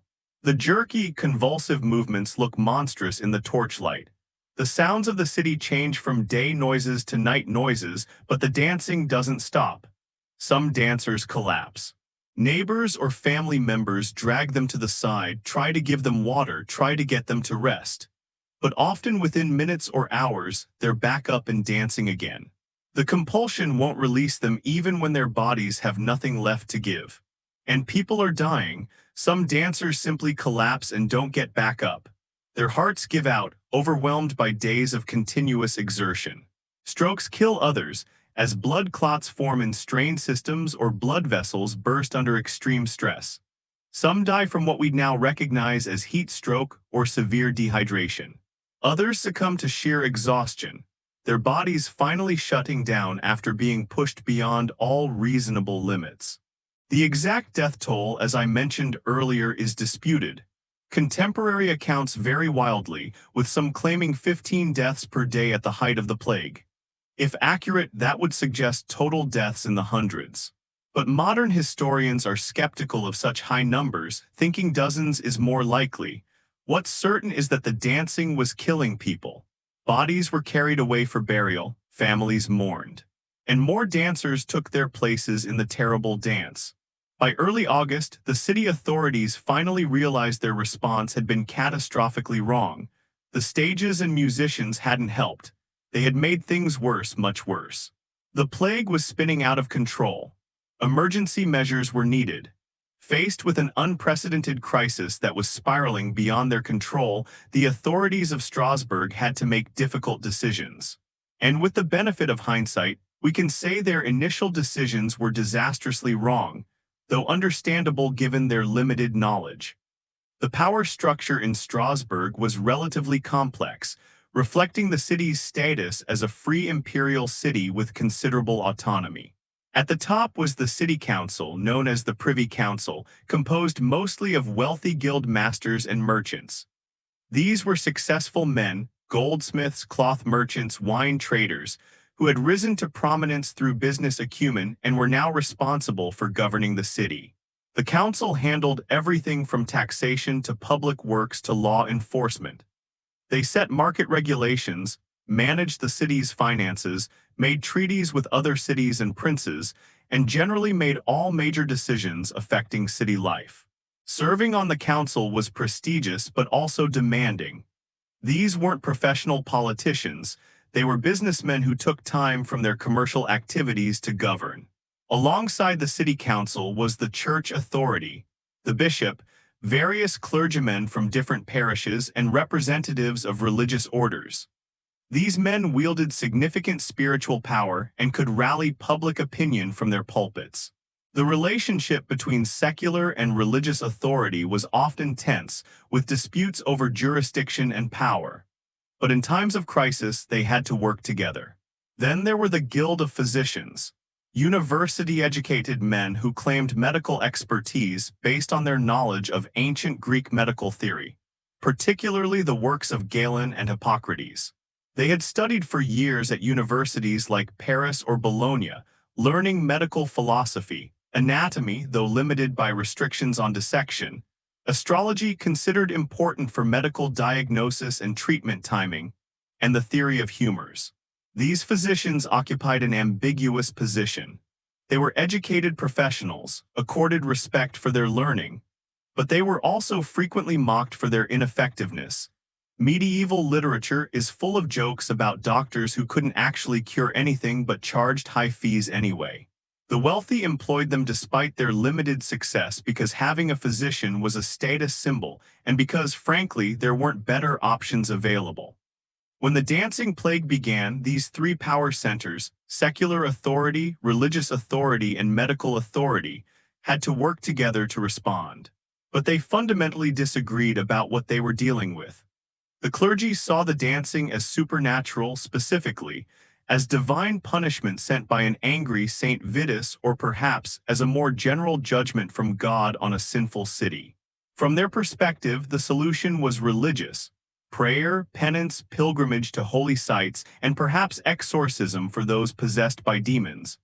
The priests and bishops had theological frameworks for understanding such events. Illness and misfortune were frequently sent by God as punishment for sin. This was basic Christian theology as taught by the medieval church. Saints could intercede with God on behalf of humans, but they could also punish those who failed to show them proper respect. Demons could possess people, taking control of their bodies and making them do terrible things. All of these supernatural explanations made sense within the medieval worldview. They were consistent with scripture, with church teachings, with centuries of theological tradition. They also conveniently reinforced church authority. If the dancing was divine punishment, then the church, as intermediary between God and humanity, was essential for ending it. The physicians took a different view. Influenced by humanist thinking and the rediscovery of classical texts, they wanted to provide a natural medical explanation. This didn't mean they rejected the existence of God or divine intervention. Most were devout Christians. But they believed that God usually worked through natural causes rather than direct supernatural intervention. Finding natural explanations for phenomena was increasingly seen as intellectually sophisticated, a mark of education and modern thinking. They fell back on humoral theory, which dominated medical thinking at the time and would continue to dominate until well into the 18th century. According to humoral theory, developed by ancient Greek physicians and codified by Galen in the 2nd century CE, the human body contained four humors, four fundamental fluids whose balance determined health and illness. Blood associated with air, spring, warmth, and moisture. Blood was produced by the liver and distributed through the body by the veins. Too much blood made a person sanguine, cheerful, sociable, but sometimes impulsive or overindulgent. Phlegm associated with water, winter, cold, and moisture. Phlegm was produced by the brain, they thought, and flowed through the body. Too much phlegm made a person phlegmatic, calm, rational, but sometimes sluggish or unemotional. Yellow bile, also called choler, associated with fire, summer, warmth, and dryness. Yellow bile was produced by the gallbladder. Too much made a person choleric, energetic, passionate, but sometimes angry or aggressive. Black bile, also called melancholy, associated with earth, autumn, cold, and dryness. Black bile was produced by the spleen. Too much made a person melancholic, thoughtful, creative, but sometimes depressed or withdrawn. Health required these humors to be in balance. Disease resulted from imbalance. Different temperaments and dispositions were thought to result from which humor dominated naturally in a person. Everyone had a baseline temperament, but that could be thrown off balance by diet, weather, exercise, sleep, emotional state, and other factors. Treatment aimed to restore balance. If someone had too much of a humor, you needed to remove some, hence bloodletting for conditions attributed to excess blood. If someone had too little of a humor, you needed to add it or stimulate its production through diet, herbs, or other interventions. The system was internally consistent and seemed to match observed reality.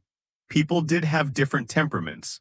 Illness did seem to involve imbalances. Fever might be explained as too much yellow bile, hot and dry, while congestion might be too much phlegm, cold and wet. The fact that treatments didn't actually work was explained away. Maybe the imbalance was more severe than thought. Maybe the wrong treatment was chosen. Maybe the planets weren't favorable. Maybe it was God's will that the person die despite medical intervention. The physicians of Strasbourg examined the dancers and declared that the dancing was caused by overheated blood. Essentially, they claimed the dancers had too much hot blood that was agitating their bodies and compelling them to move. This diagnosis fit humoral theory. Excessive blood was hot and wet. Heat agitated the body, caused restlessness and movement. The dancing was simply the body's attempt to expel or cool the overheated blood through vigorous activity. This was a natural disease, they insisted, not a supernatural curse. It had a physical cause and therefore should have a physical treatment. This diagnosis had important implications. If it was a natural disease caused by overheated blood, then the treatment should be to cool the blood. The normal prescription would be bloodletting, cutting open a vein, usually in the arm, to drain some of the supposedly excessive blood. This would cool the system and restore balance. Some physicians did recommend bloodletting for the dancers. We have records of at least some dancers being bled by physicians or barber surgeons. Whether this helped is doubtful. Removing blood from people who were already exhausted and dehydrated probably made them worse. But from the perspective of humoral theory, it was the logical treatment. But there was another treatment option drawn from historical precedent. In previous dancing plagues, Authorities had sometimes encouraged the afflicted to keep dancing, believing that they needed to dance out the disease, to exhaust the malady by continuing until it burned itself out naturally. This was based on an alternative interpretation of humoral theory. Rather than draining the hot blood, you could instead help it expel itself through movement, like sweating out a fever. This treatment approach had some support in historical sources. Earlier dancing plagues had sometimes ended after dancers were allowed or encouraged to dance until exhaustion. Whether this actually helped or whether the plagues simply ran their natural course regardless is unclear, but the historical precedent existed. The city council faced a choice: follow the clergy's recommendation and pursue religious remedies, or follow the physician's advice and encourage more dancing. They chose to listen to the physicians. This decision was partly influenced by politics and culture. The city council, composed of wealthy burghers who were often well-educated and exposed to humanist ideas, tended to be somewhat skeptical of clerical authority. This skepticism wasn't heretical. They were still Christians, still attended Mass, still believed in God. But they preferred what they saw as rational, modern medical explanations over what they might have viewed as superstitious religious ones. The early 16th century was a period when educated laypeople were increasingly asserting their authority in areas previously dominated by clergy. Humanist scholars were reading classical texts and finding wisdom outside of Christian theology. The printing press was making knowledge more available beyond church control. The Protestant Reformation, just beginning in 1518, would explode this trend into full-scale religious revolution. In this context, the city council's decision to favor medical over religious authority makes sense as part of a broader cultural shift. They were being modern, rational, scientific by the standards of their time. They were showing that secular authority could handle crises without defaulting to church control. So they issued orders that would, tragically, make everything much worse. On the physician's advice, the council hired musicians, pipers, drummers, horn players, to provide musical accompaniment for the dancers. Professional musicians were brought in from across the city and surrounding areas, paid from the city treasury to play continuously in the locations where dancers gathered. They commissioned the construction of stages and platforms in public squares, creating dedicated spaces for the dancing. Carpenters and laborers were hired to build wooden stages in the horse market and the grain market, the two main public squares of Strasbourg. These weren't small platforms. They needed to accommodate dozens of dancers at once. The guild halls of various trades were opened up as additional dancing venues. The Tanners Guild, the Carpenters Guild, the Bakers Guild all made their meeting halls available. These were substantial buildings with large rooms that could hold many people. Professional dancers were brought in to encourage and support the afflicted. These were likely people who danced at festivals and celebrations, who knew how to dance for long periods, who could demonstrate techniques for managing exhaustion. The idea was that they would help the afflicted dancers sustain their dancing until the disease burned itself out. The logic, from the physician's perspective, made a kind of sense within their theoretical framework. If the dancers needed to exhaust the disease, then facilitating their dancing would speed up the cure.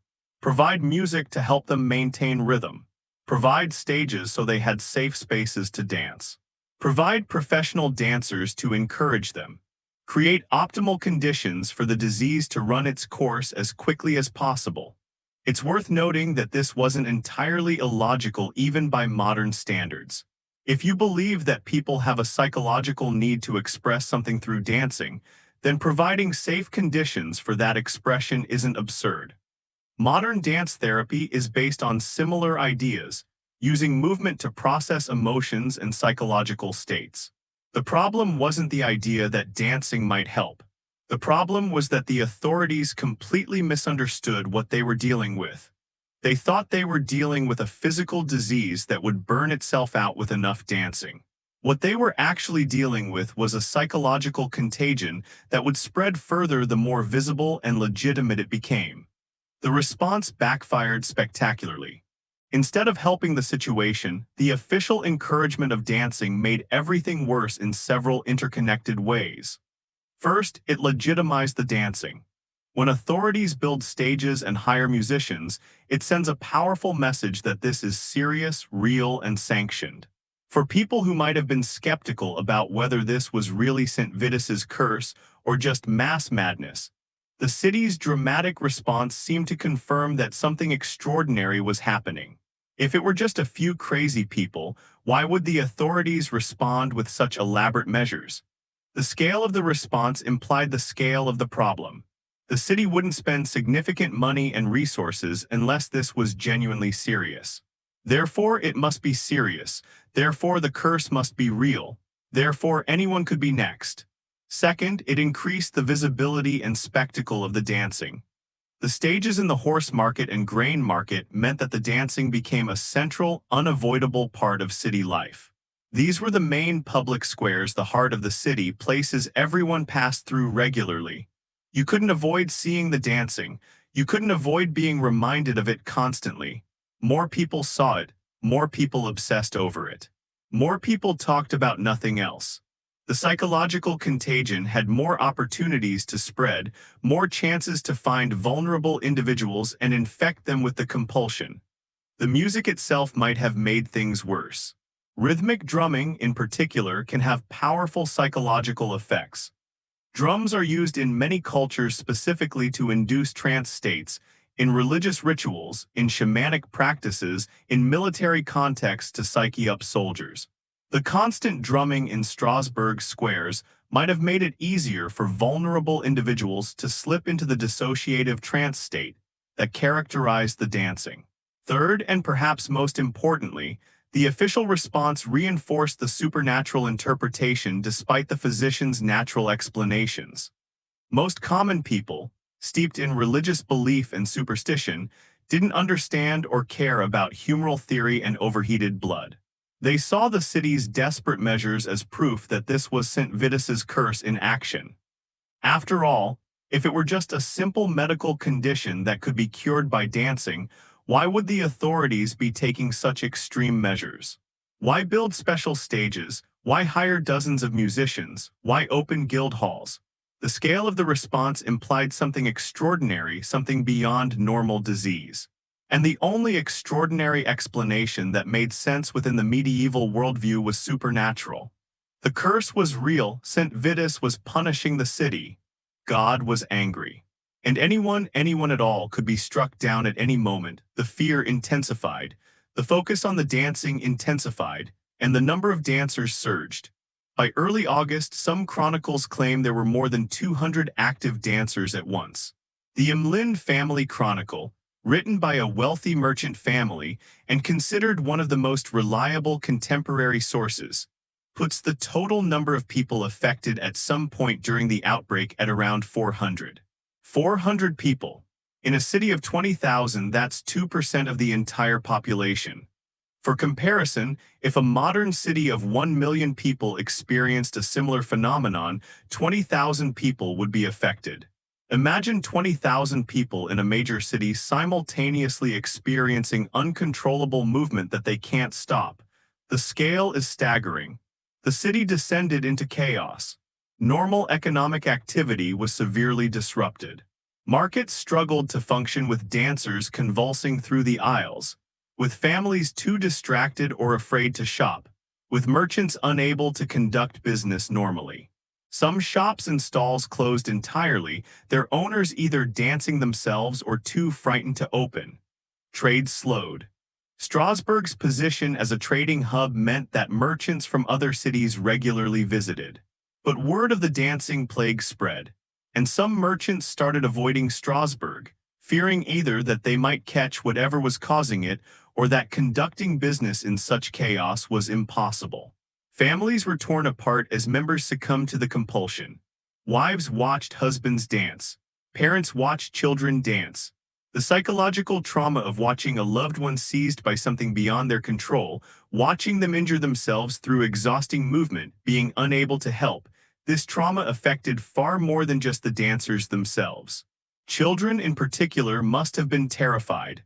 They didn't fully understand what was happening, but they could see that the adults were afraid that something terrible was occurring. Some children lost parents to the dancing. Many watched neighbors or relatives dance. All of them absorbed the atmosphere of fear and chaos. The constant presence of death, the stream of bodies being carried away for burial, created an atmosphere of apocalyptic dread. This wasn't the slow, sad death of old age or even the tragic but expected death of children from disease. This was people dancing themselves to death, a form of dying that seemed unnatural, disturbing, almost demonic. Funerals became more frequent. Churches were busy with death rites. Gravediggers worked overtime. The physical presence of death, hearses in the streets, funeral processions, the tolling of church bells was constant, reinforcing that something terrible was happening and that it might not end. Imagine being a child in Strasbourg during this time. Your mother or father might suddenly start dancing and be unable to stop. You'd see neighbors and friends seized by the curse. You'd watch people dance themselves to death. The adults around you would be terrified, some claiming it was God's punishment, others muttering about demons and witchcraft. You'd hear priests preaching that this was all your fault, that children's sins contribute to God's anger, that you need to be better, pray harder, sin less. The guilt would be crushing for a child who couldn't fully understand what sin even meant, but knew that somehow this horror was partially their fault.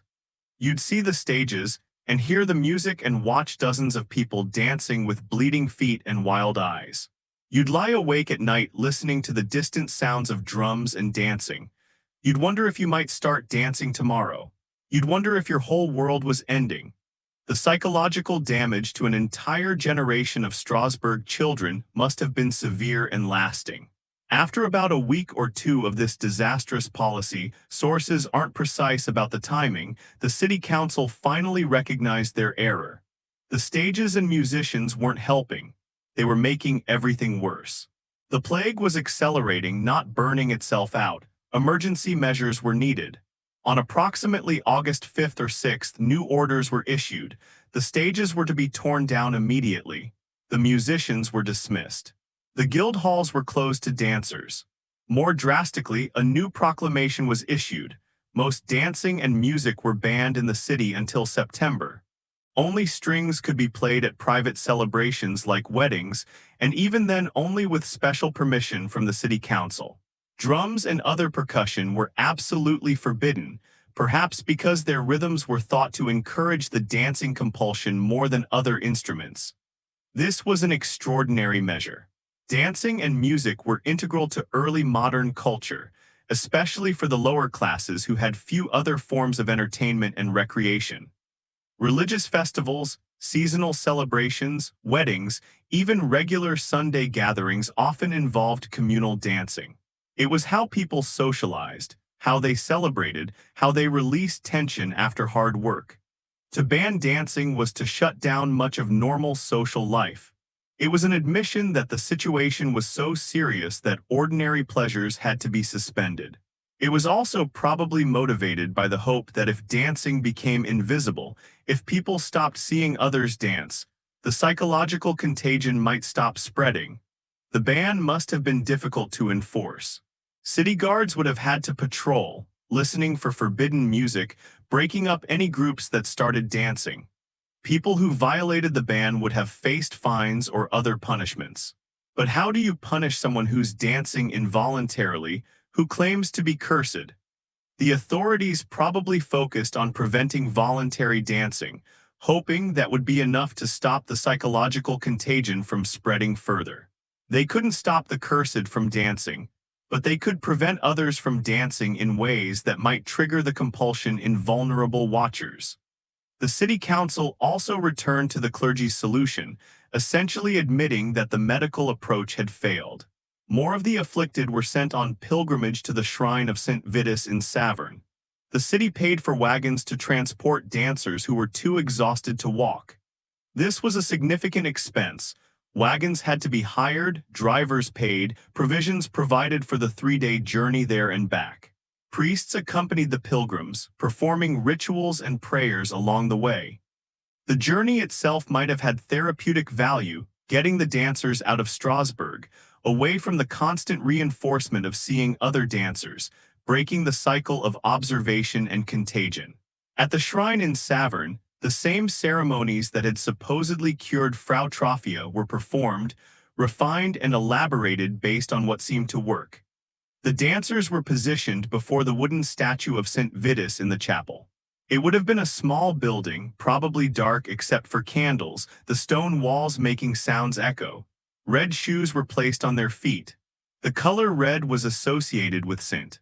Vitus in this region's devotional traditions, though the exact origin of this association is unclear.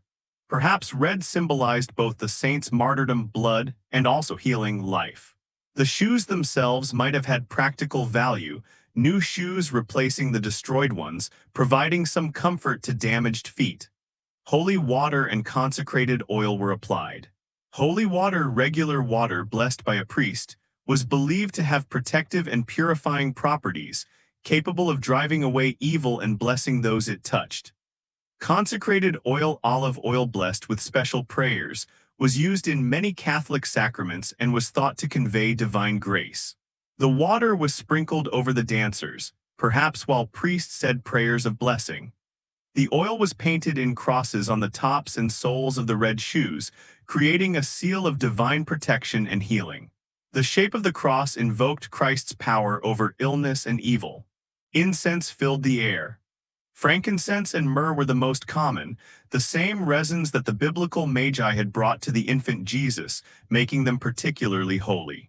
The smoke was believed to carry prayers to heaven while also purifying the space and driving away evil spirits. The smell would have been strong, distinctive, and immediately recognizable as sacred. Priests chanted in Latin, their voices echoing in the small stone chapel. Most of the dancers wouldn't have understood the words. Latin was the language of the church and the educated, not the common people. But the sound itself had power. The rhythms of Latin prayers, honed over centuries, had an almost hypnotic quality. The incomprehensibility might have even enhanced the sense that something mysterious and powerful was occurring. The prayers would have included appeals to St.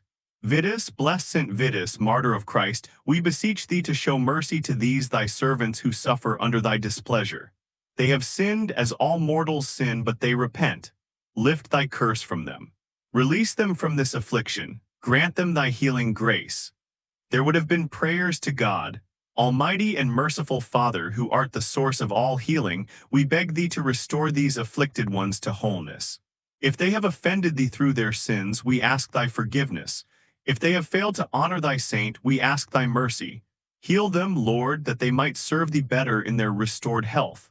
The ritual provided several things simultaneously. Psychologically, it provided closure, a clear ending point, permission to stop dancing.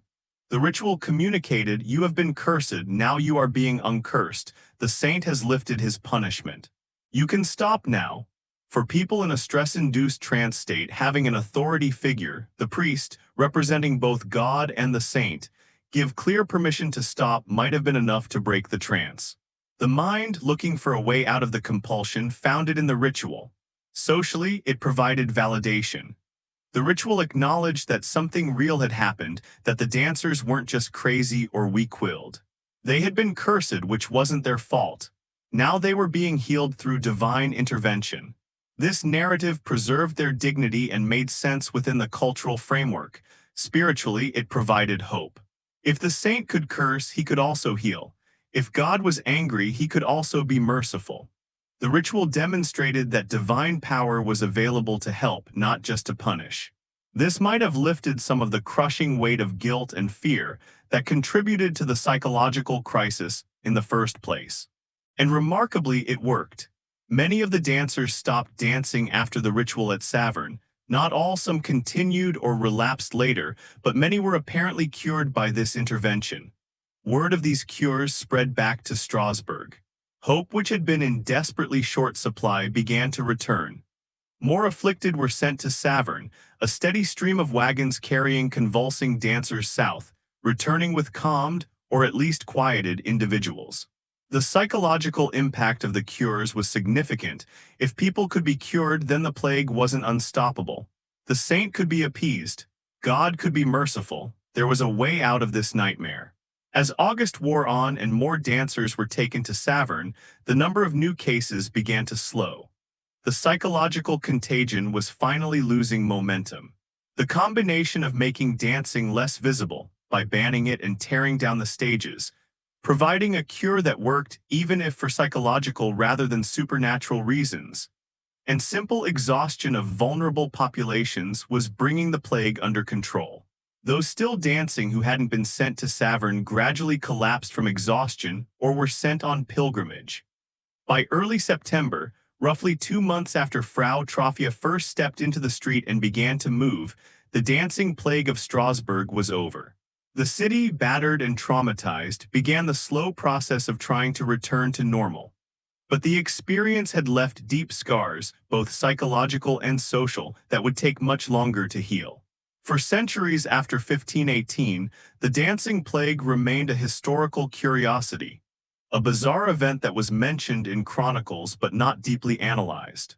It was simply too strange, too far outside normal experience to make much sense of. Medieval and early modern historians recorded it as fact. Yes, hundreds of people danced uncontrollably in Strasbourg in the summer of 1518, but offered little by way of explanation beyond repeating the interpretations of the time. Divine curse, overheated blood, demonic possession. These explanations were accepted not because they were particularly satisfying, but because there were no better alternatives available. That began to change in the 20th century, as historians and scientists started applying modern knowledge to historical mysteries. The rise of psychology, neurology, toxicology, and other scientific disciplines provided new frameworks for understanding bizarre historical events. Scholars began asking, what really happened in Strasbourg? What could cause hundreds of people to dance uncontrollably? And one of the most popular theories to emerge, one that's still widely cited today in popular accounts, was that the dancing plague was caused by ergot poisoning. Let's examine this theory in detail, because it's important to understand both why it gained such traction and why it's almost certainly wrong. Understanding why ergot doesn't explain the dancing plague helps us understand what really did happen. Ergot is a fungus, specifically Claviceps purpurea, that infects cereal grains, particularly rye, though it can also affect wheat, barley, and other grasses. The fungus has a complex life cycle that begins with spores landing on flowering grain heads. The spores germinate and produce a sticky substance called honeydew that attracts insects, which spread the infection to other plants. As the infection progresses, the fungus replaces the grain kernels with dark, hard growths called sclerotia. These sclerotia are typically dark purple or black, elongated and much larger than normal grain kernels, sometimes 2 or 3 centimeters long. They look distinctly different from healthy grain, which is why the condition was recognized even in ancient times. The sclerotia survive over winter and produce new spores in the spring, continuing the cycle. But if infected grain is harvested along with healthy grain and ground into flour, the ergot compounds end up in bread and other foods made from that flour. And those compounds are seriously nasty. Ergot sclerotia contain a complex mix of alkaloids, nitrogen-containing compounds that have powerful effects on animal and human physiology. The main alkaloids include ergotamine, ergometrine, ergocristine, and several others. These compounds have chemical structures similar to neurotransmitters in the brain, particularly serotonin, dopamine, and norepinephrine, which is why they have such profound effects on the nervous system. The effects of ergot poisoning, historically called ergotism or St. Anthony's fire, are severe and often deadly. There are 2 main forms. Gangrenous ergotism, which was more common in Western Europe, causes blood vessels to constrict dramatically. The alkaloids act as powerful vasoconstrictors, narrowing blood vessels and reducing blood flow, particularly to the extremities, hands, feet, fingers, toes. The reduced blood flow causes intense burning sensations, which is why the condition was called St. Anthony's fire. Victims described feeling like their limbs were burning from the inside. The skin becomes cold, discolored, numb. As the condition progresses, tissue begins to die from lack of oxygen and nutrients. Gangrene sets in, the tissue literally rots while the person is still alive. In severe cases, fingers, toes, hands, or feet can become completely necrotic and fall off or have to be amputated. Medieval hospitals run by the Order of St. Anthony specialized in treating ergotism victims, and their treatment often involved amputation of gangrenous limbs. The order's symbol was a T-shaped cross that looked like a crutch, reflecting the fact that many of their patients lost limbs and needed support to walk. The gangrenous form was excruciatingly painful and often fatal. Those who survived were left permanently maimed. Medieval art sometimes depicts beggars with missing hands or feet. Some of these were probably ergotism survivors. Convulsive ergotism, which was more common in Eastern Europe and Russia, affects the nervous system more directly. It causes severe muscle spasms, convulsions, and seizures. Victims experience painful cramping, particularly in the hands and feet. The muscles contract involuntarily and intensely, causing the limbs to twist into unnatural positions. This form also causes severe gastrointestinal symptoms: nausea, vomiting, diarrhea. Neurological symptoms include confusion, hallucinations, and psychosis. Victims might see visions, hear voices, experience paranoia and delusions. Some medieval accounts of demonic possession were probably cases of convulsive ergotism producing hallucinations and bizarre behavior. Both forms can occur together and both can be fatal. Death might result from gangrene and infection, from seizures, from cardiovascular collapse, or from the general systemic stress of severe poisoning. In medieval and early modern Europe, ergotism was a real and recurring problem. Outbreaks occurred periodically, particularly in years with cool, wet weather during the grain growing season. These conditions favor ergot infection. The fungus needs moisture to spread. Outbreaks were documented across Europe for centuries. One particularly severe outbreak in France in 994 AD killed an estimated 40,000 people. Smaller outbreaks occurred regularly throughout the medieval period.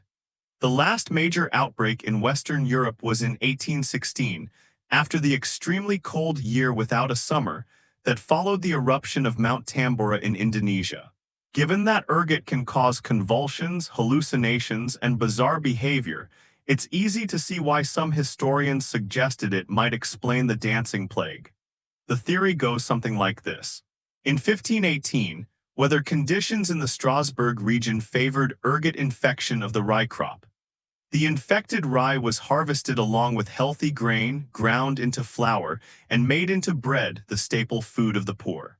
People who ate this contaminated bread were poisoned by the ergot alkaloids. The convulsions caused by the poison manifested as dancing. The involuntary muscle spasms looked like dancing movements. The hallucinations might explain the glazed, distant expressions witnesses described, as if the dancers were seeing something invisible to others. The prolonged nature of the dancing might be explained by continued consumption of contaminated bread over days or weeks. It's an appealing theory in several ways. It provides a concrete, physical explanation for a bizarre event. It doesn't require us to invoke psychology, belief systems, or complex social dynamics. It's neat, scientific, and seems to fit some of the facts. The theory has been proposed in various forms by several researchers, and it frequently appears in popular accounts of the dancing plague. There's just one problem. It's almost certainly wrong. And the reasons why it's wrong are instructive.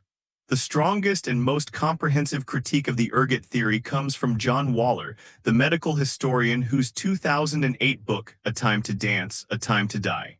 The extraordinary story of the dancing plague of 1518 is the most thorough modern study of the event. Waller systematically dismantles the ergot theory on multiple grounds. First, the symptoms don't match. Yes, ergot can cause convulsions and twitching, but it also causes severe vasoconstriction, the narrowing of blood vessels, particularly in the extremities. This is the hallmark of gangrenous ergotism and occurs to some degree even in convulsive ergotism. This vasoconstriction causes the limbs to become cold, numb, and painful. Blood flow to the muscles is severely reduced. It's literally impossible for someone with serious ergot poisoning to engage in vigorous physical activity for extended periods.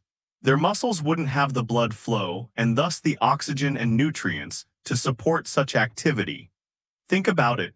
The dancers in Strasbourg engaged in continuous vigorous movement for days on end. Dancing for hours requires substantial blood flow to the leg muscles, to the heart, to all the tissues involved in sustained physical activity. You cannot dance vigorously while simultaneously experiencing severe vasoconstriction. It's physiologically impossible. Moreover, the burning pain associated with St. Anthony's fire would make vigorous movement agonizing. Victims of gangrenous ergotism typically couldn't walk at all because of the pain. The idea that they could dance for days is absurd. If the dancers had been suffering from ergot poisoning, we'd expect to see other symptoms prominently featured in the accounts. Extremely painful burning sensations in the limbs, cold, discolored skin, progressive gangrene, an inability to sustain physical activity, and likely gastrointestinal symptoms like vomiting and diarrhea. None of these symptoms are mentioned in any of the detailed contemporary accounts of the dancing plague. The accounts describe exhaustion, bleeding feet from the physical trauma of continuous dancing, and apparent trance-like states. But they don't describe the burning pain, cold limbs, discoloration, or gangrene that would be impossible to miss in an ergotism outbreak. Second, the pattern of spread doesn't match ergot poisoning. If contaminated grain caused the problem, we'd expect to see it affect people based on their diet, particular families who ate from the same bread supplies, particular neighborhoods that bought from specific bakers, specific social groups who had access to certain grain sources.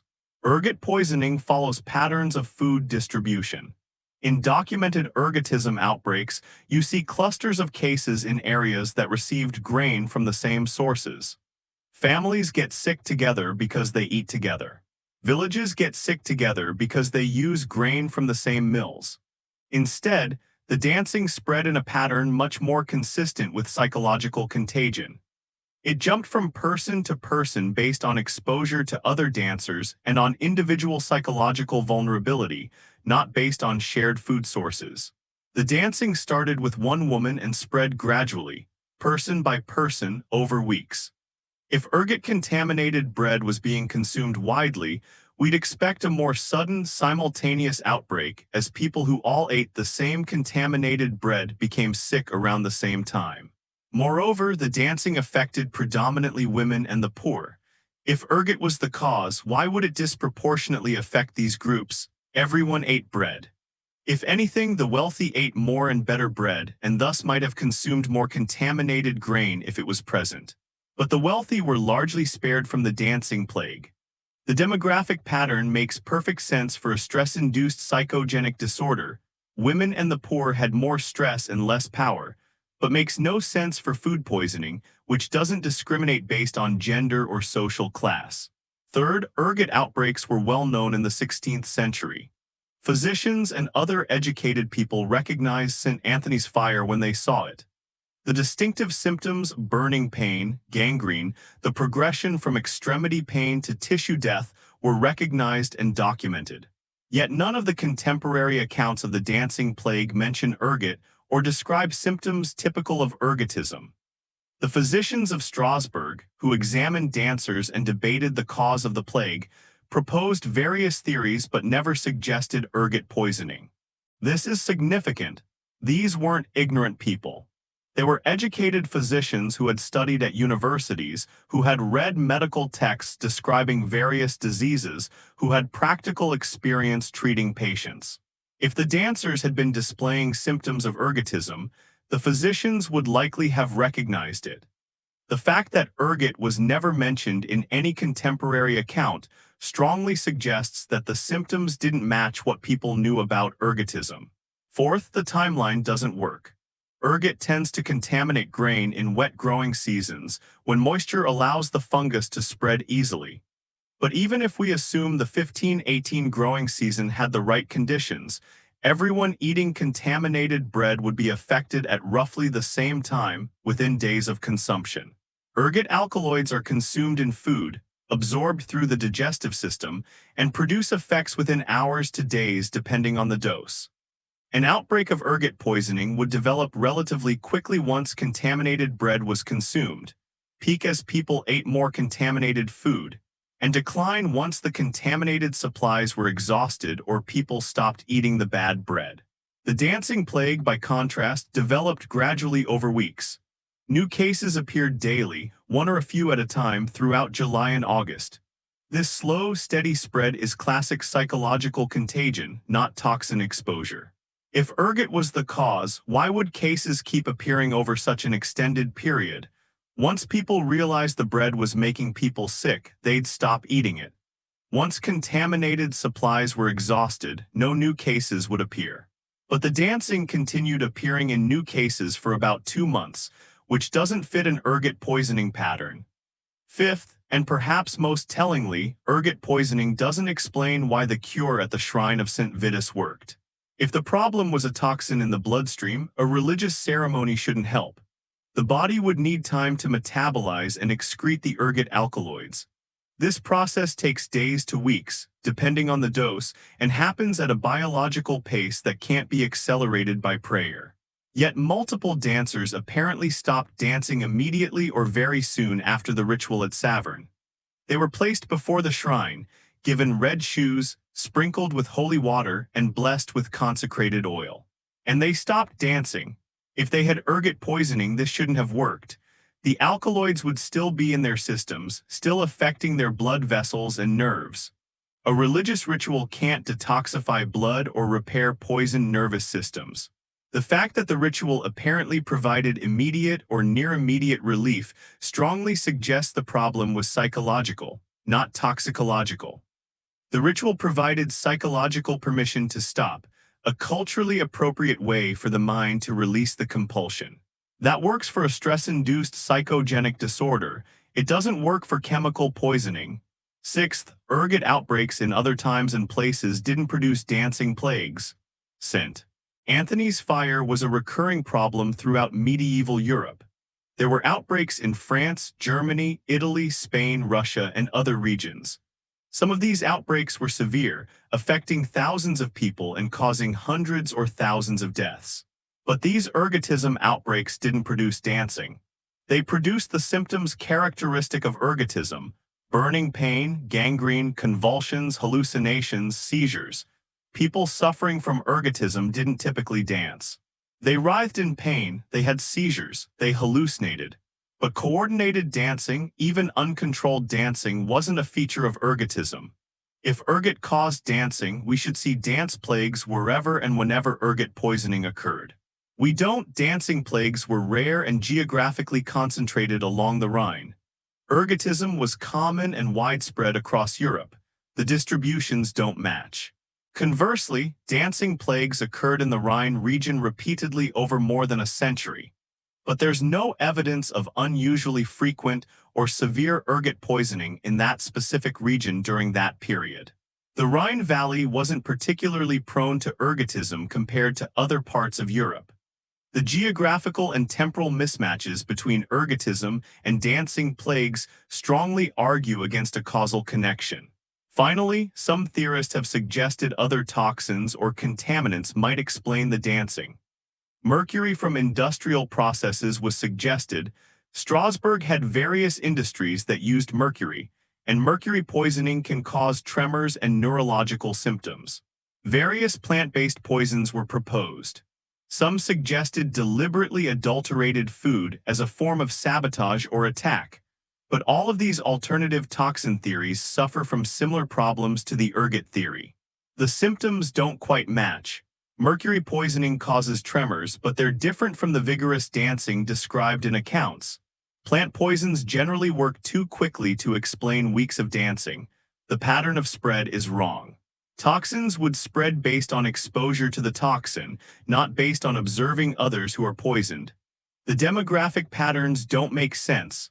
Why would toxins disproportionately affect women and the poor? The cure at Saverne shouldn't work for toxin exposure. And other historical cases of these poisonings don't produce dancing epidemics. The toxin theories, While sometimes advanced by researchers trying to find a scientific explanation, simply don't fit the evidence. They require us to ignore or explain away too many aspects of the historical record. So if not ergot, if not other toxins, what else? Some theorists have grasped at various exotic explanations. Some have suggested mass epilepsy, despite epilepsy not being contagious and not producing sustained rhythmic movement. Some have suggested unknown infections, despite no evidence of infection and no similar outbreaks elsewhere. Some particularly imaginative theories have suggested everything from mass hypnosis to collective possession to even stranger possibilities. A few fringe theorists have suggested the dancing was voluntary, a form of protest or religious ecstasy, but this doesn't match the descriptions of people dancing to the point of death against their apparent will. The fundamental problem with all these physical theories is that they're trying to find a physical cause for what was almost certainly a psychological phenomenon. They're looking for bacteria or toxins or neurological abnormalities when the real cause was stress, fear, and belief. This isn't to say that psychological causes are somehow less real or less scientific than physical causes. Modern neuroscience has shown that psychological states have very real physical manifestations in the brain. Stress, fear, and belief activate specific neural pathways, release specific neurotransmitters and hormones, and can produce very real physical symptoms. The dancing plague wasn't caused by a fungus or a toxin or an infection. It was caused by unbearable psychological stress in a population primed by belief and culture to express that stress through uncontrollable movement. To understand what really happened, we need to look not at toxicology or infectious disease, but at psychology and anthropology. We need to understand how the human mind responds to overwhelming stress, how beliefs shape physical experiences, and how symptoms can spread through social contagion. We need to understand mass psychogenic illness. To understand what really happened in Strasbourg in 1518, we need to understand a phenomenon that seems almost as strange as the dancing itself: mass psychogenic illness. And to understand that, we need to delve into how the human brain works, how stress affects us, and how the line between mind and body is far blurrier than we usually acknowledge. The term psychogenic literally means arising from the mind or originating in psychological factors. A psychogenic illness is one where the symptoms are real and physical, but the cause is psychological rather than due to infection, toxin, or physical injury. We need to be absolutely clear here because there's a lot of misunderstanding about this. Saying an illness is psychogenic is not saying it's fake, imaginary, or that people are just making it up. This is crucial. People with psychogenic illnesses really do experience their symptoms. The symptoms are genuine, not feigned. The suffering is real. A person with psychogenic paralysis genuinely cannot move their paralyzed limb. A person with psychogenic blindness genuinely cannot see. A person with psychogenic seizures genuinely experiences convulsions they cannot control. And a person seized by psychogenic compulsive dancing genuinely cannot stop moving. They're not consciously pretending. They're not attention-seeking. They're not malingering or faking for secondary gain. Their bodies are responding to psychological stress in ways that produce actual physical symptoms. The brain is creating these symptoms, but they're no less real for originating in the mind rather than from a physical pathogen or injury. This might seem strange if you think of mind and body as completely separate things, the old Cartesian dualism of a mental soul inhabiting a physical body. But modern neuroscience has thoroughly demolished this separation. Mind and body aren't separate. They're different aspects of the same system. The brain is a physical organ, and mental states are patterns of physical activity in that organ. Everything you experience as mental or emotional, thoughts, feelings, beliefs, fears, has a physical basis in neurological activity. Specific patterns of neurons firing. Specific neurotransmitters being released. Specific brain regions activating. When you're anxious, your amygdala shows increased activity. When you're happy, your reward circuits light up. When you're stressed, your hypothalamic pituitary adrenal axis activates, releasing cortisol and other stress hormones. These aren't metaphors. These are measurable physical events. Mental states are physical states of the brain, and because mental states are physical, they can have physical effects throughout the body. This is well established in modern medicine. Let's look at some examples. Stress and the cardiovascular system. When you're stressed or anxious, your brain activates your sympathetic nervous system, the fight or flight response. Your heart rate increases, your blood pressure rises. Blood vessels constrict. Over time, chronic stress contributes to hypertension, heart disease, and stroke. These aren't metaphorical or imaginary effects. They're measurable physical changes that can be seen on medical tests and that contribute to real disease. Stress and the immune system. Chronic psychological stress suppresses immune function.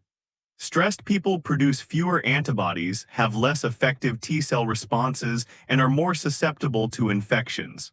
Studies have shown that students under exam stress are more likely to catch colds, that caregivers of dementia patients have weakened immune responses, that people experiencing chronic stress have delayed wound healing. The connection between psychological state and immune function is so well established that there's an entire field, psychoneuroimmunology, dedicated to studying it. Stress and the digestive system. Stress affects digestion in multiple ways.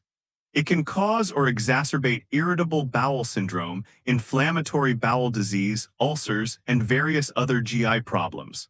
People under stress often experience nausea, changes in appetite, diarrhea, constipation, or abdominal pain. Again, these aren't imaginary symptoms.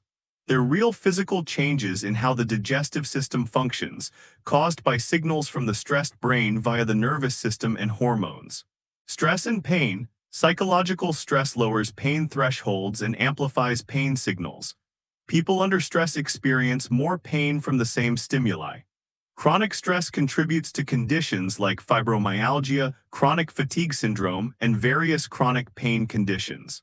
The pain is real, measurable in brain scans that show pain processing regions lighting up, but the cause or amplification of that pain is psychological stress. Panic attacks. These are perhaps the clearest example of how psychological states produce dramatic physical symptoms. During a panic attack, a person might experience chest pain so severe they think they're having a heart attack, difficulty breathing as if they're suffocating, dizziness, numbness, or tingling in extremities, trembling, sweating, and intense fear of dying. All of these symptoms are real. The person genuinely feels chest pain, genuinely has difficulty breathing, genuinely experiences all these physical sensations.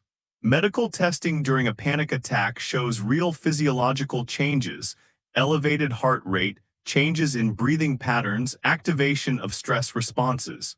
But there's nothing wrong with the heart. There's no physical cause of the chest pain.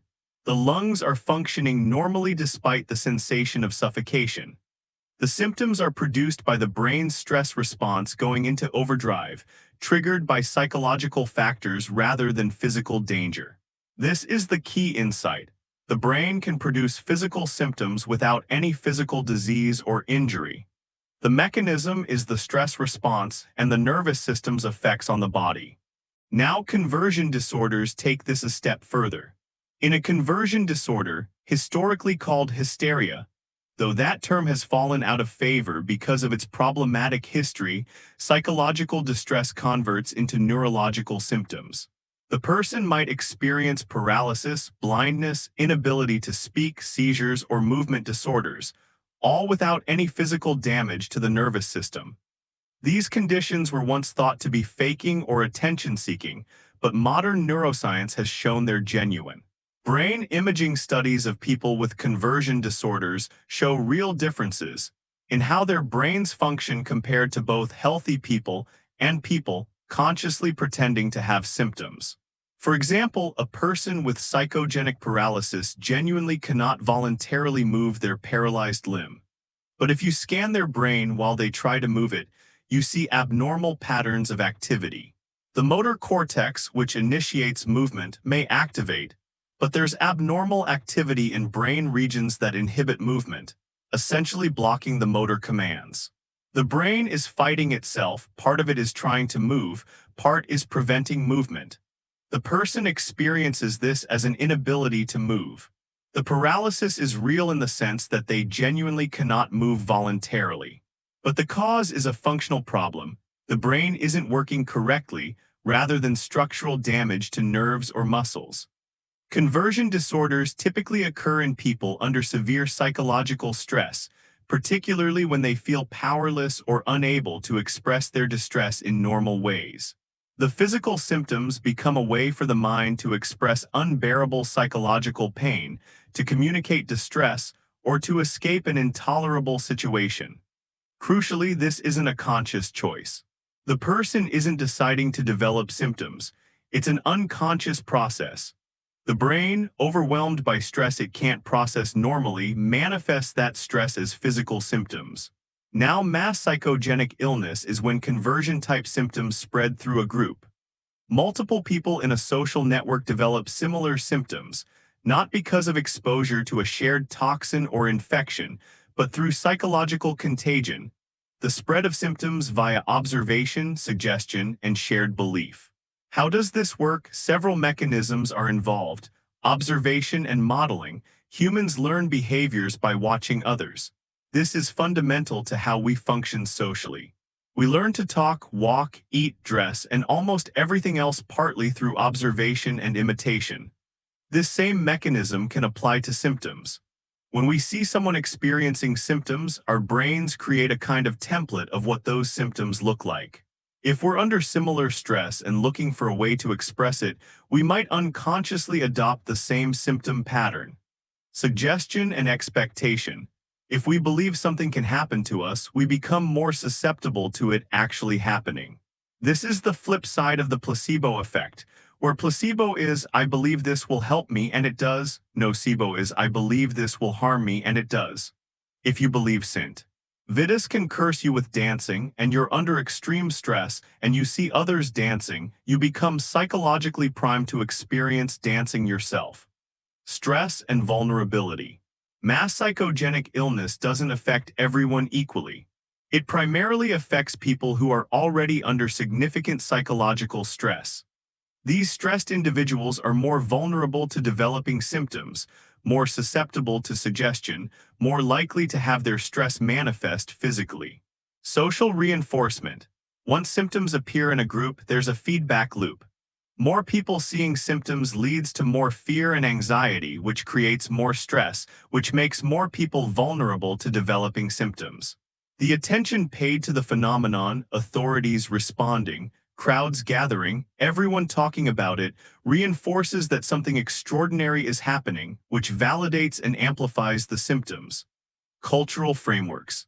The specific symptoms that develop in mass psychogenic illness are shaped by cultural beliefs and expectations. The form the illness takes depends on what makes sense within the cultural context. In a culture that believes in demonic possession, stress might manifest as possession-like behavior. In a culture that believes in toxic exposures, stress might manifest as symptoms consistent with poisoning. In medieval Strasbourg, where people believed in St. Vitus's curse of dancing, stress manifested as uncontrollable dancing. Modern documented cases of mass psychogenic illness help us understand these mechanisms in action. The Tanganyika laughter epidemic of 1962–1964 provides a clear, well-documented example. It started on January 30, 1962, at a mission boarding school for girls in the village of Kashasha in Tanganyika, now Tanzania. 3 girls started laughing uncontrollably during class. At first, teachers assumed they were being disruptive and tried to discipline them, but the girls couldn't stop laughing even when threatened with punishment. The laughter wasn't happy. The girls described it as painful and distressing. It was accompanied by crying, screaming, restlessness, respiratory distress, and random pain attacks. They would laugh until they collapsed from exhaustion, rest briefly, then start laughing again. The laughter spread rapidly. Within hours, a dozen students were affected. Within days, 95 of the school's 159 pupils were laughing uncontrollably. The school had to be closed on March 18, 1962, but closing the school didn't stop the epidemic. When students returned to their home villages, they brought the laughter with them. Parents and siblings became affected. The symptoms spread to neighboring villages. 2 months later, the epidemic reached another school in the village of Nshamba, affecting 48 girls. It spread to other schools, to other villages, affecting people of various ages, though predominantly young people. Eventually, over 1,000 people across several villages in a 50-mile radius were affected.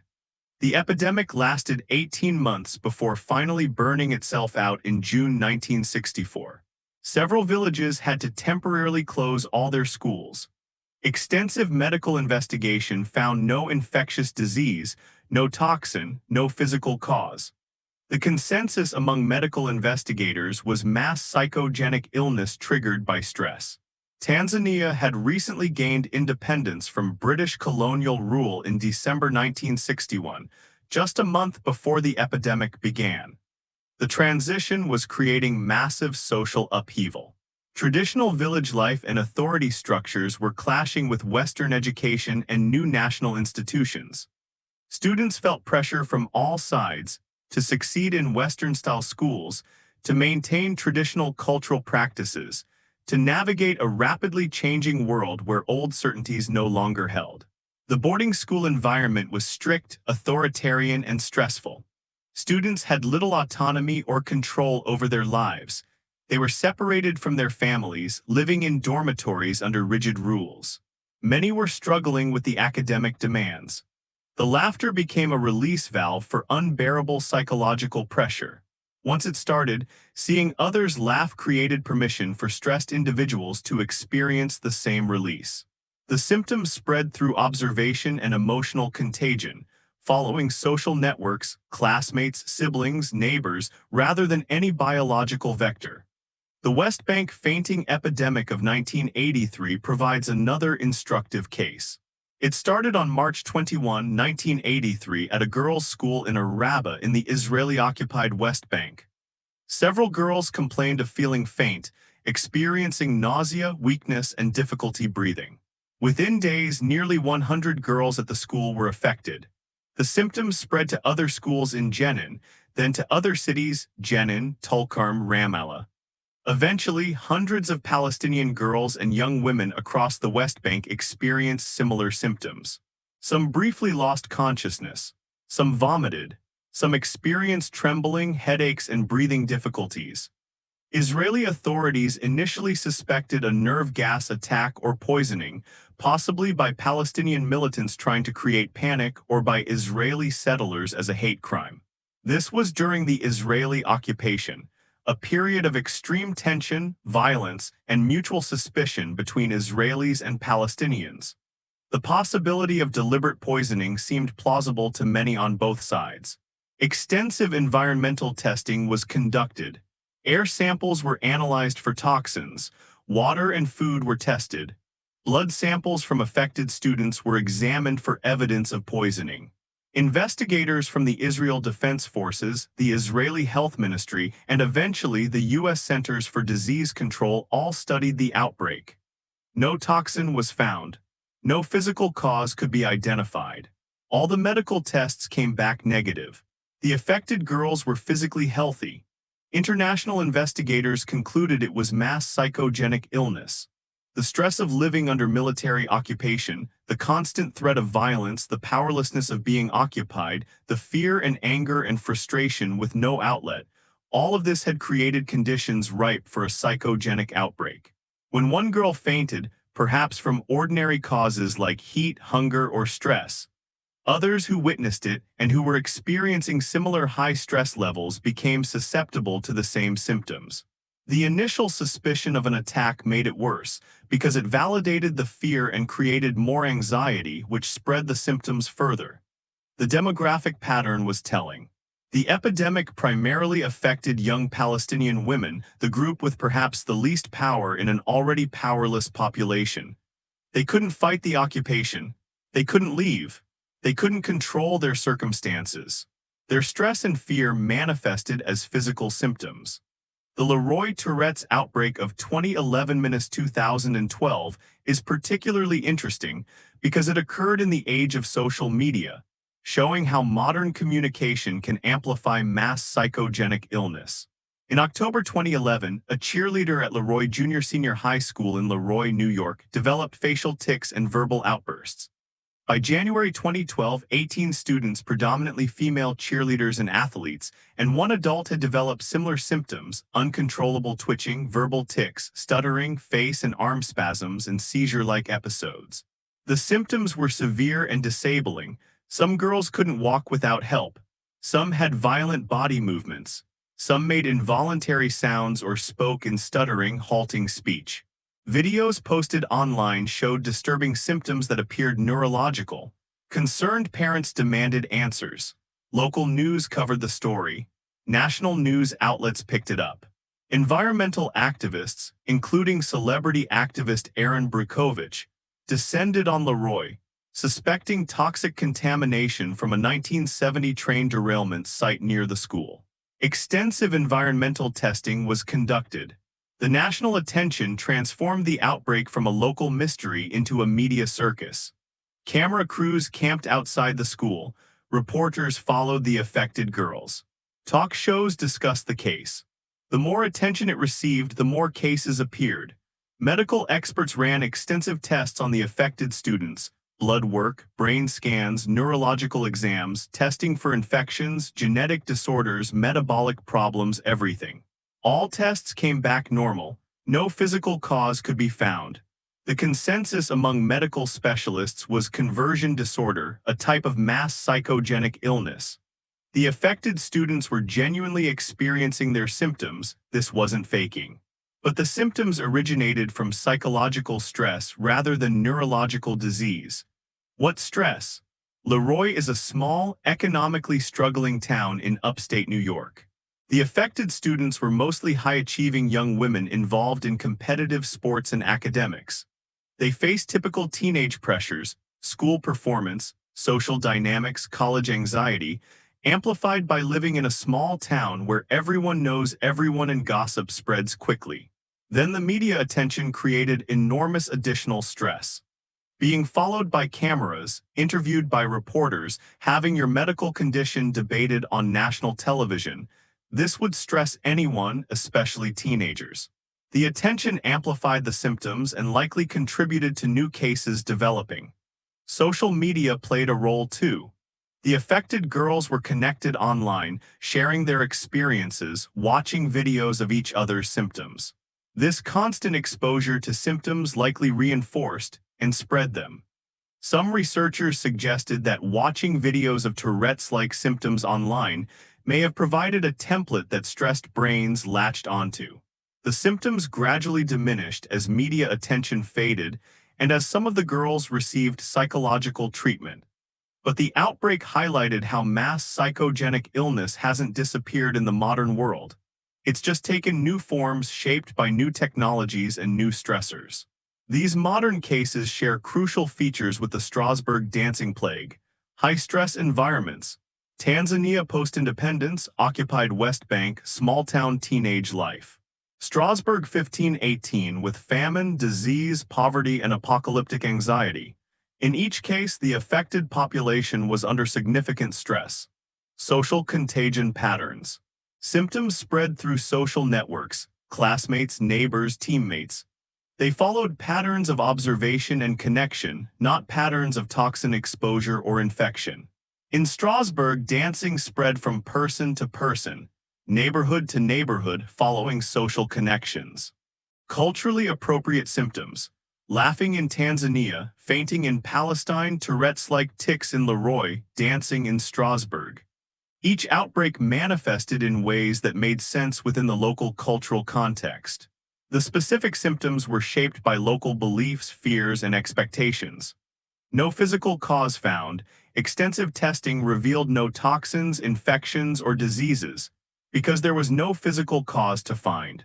The symptoms were psychogenic, originating from psychological stress manifesting physically. Genuine suffering: in every case, the affected individuals genuinely experienced their symptoms. They weren't faking. The symptoms were real, distressing, and beyond conscious control. Stress amplification. In each case, the response to the outbreak, whether building stages and hiring musicians in Strasbourg or bringing in news cameras in Leroy, tended to amplify rather than reduce the problem by increasing stress and attention. Now let's apply this framework specifically to Strasbourg 1518. John Waller's theory, based on his extensive research into the historical context, is that the dancing plague was an extreme form of stress-induced trance state that spread through psychological contagion. The key elements: extreme accumulated stress. The population, especially the poor, had been ground down by years of famine, disease, poverty, social upheaval, and apocalyptic religious anxiety.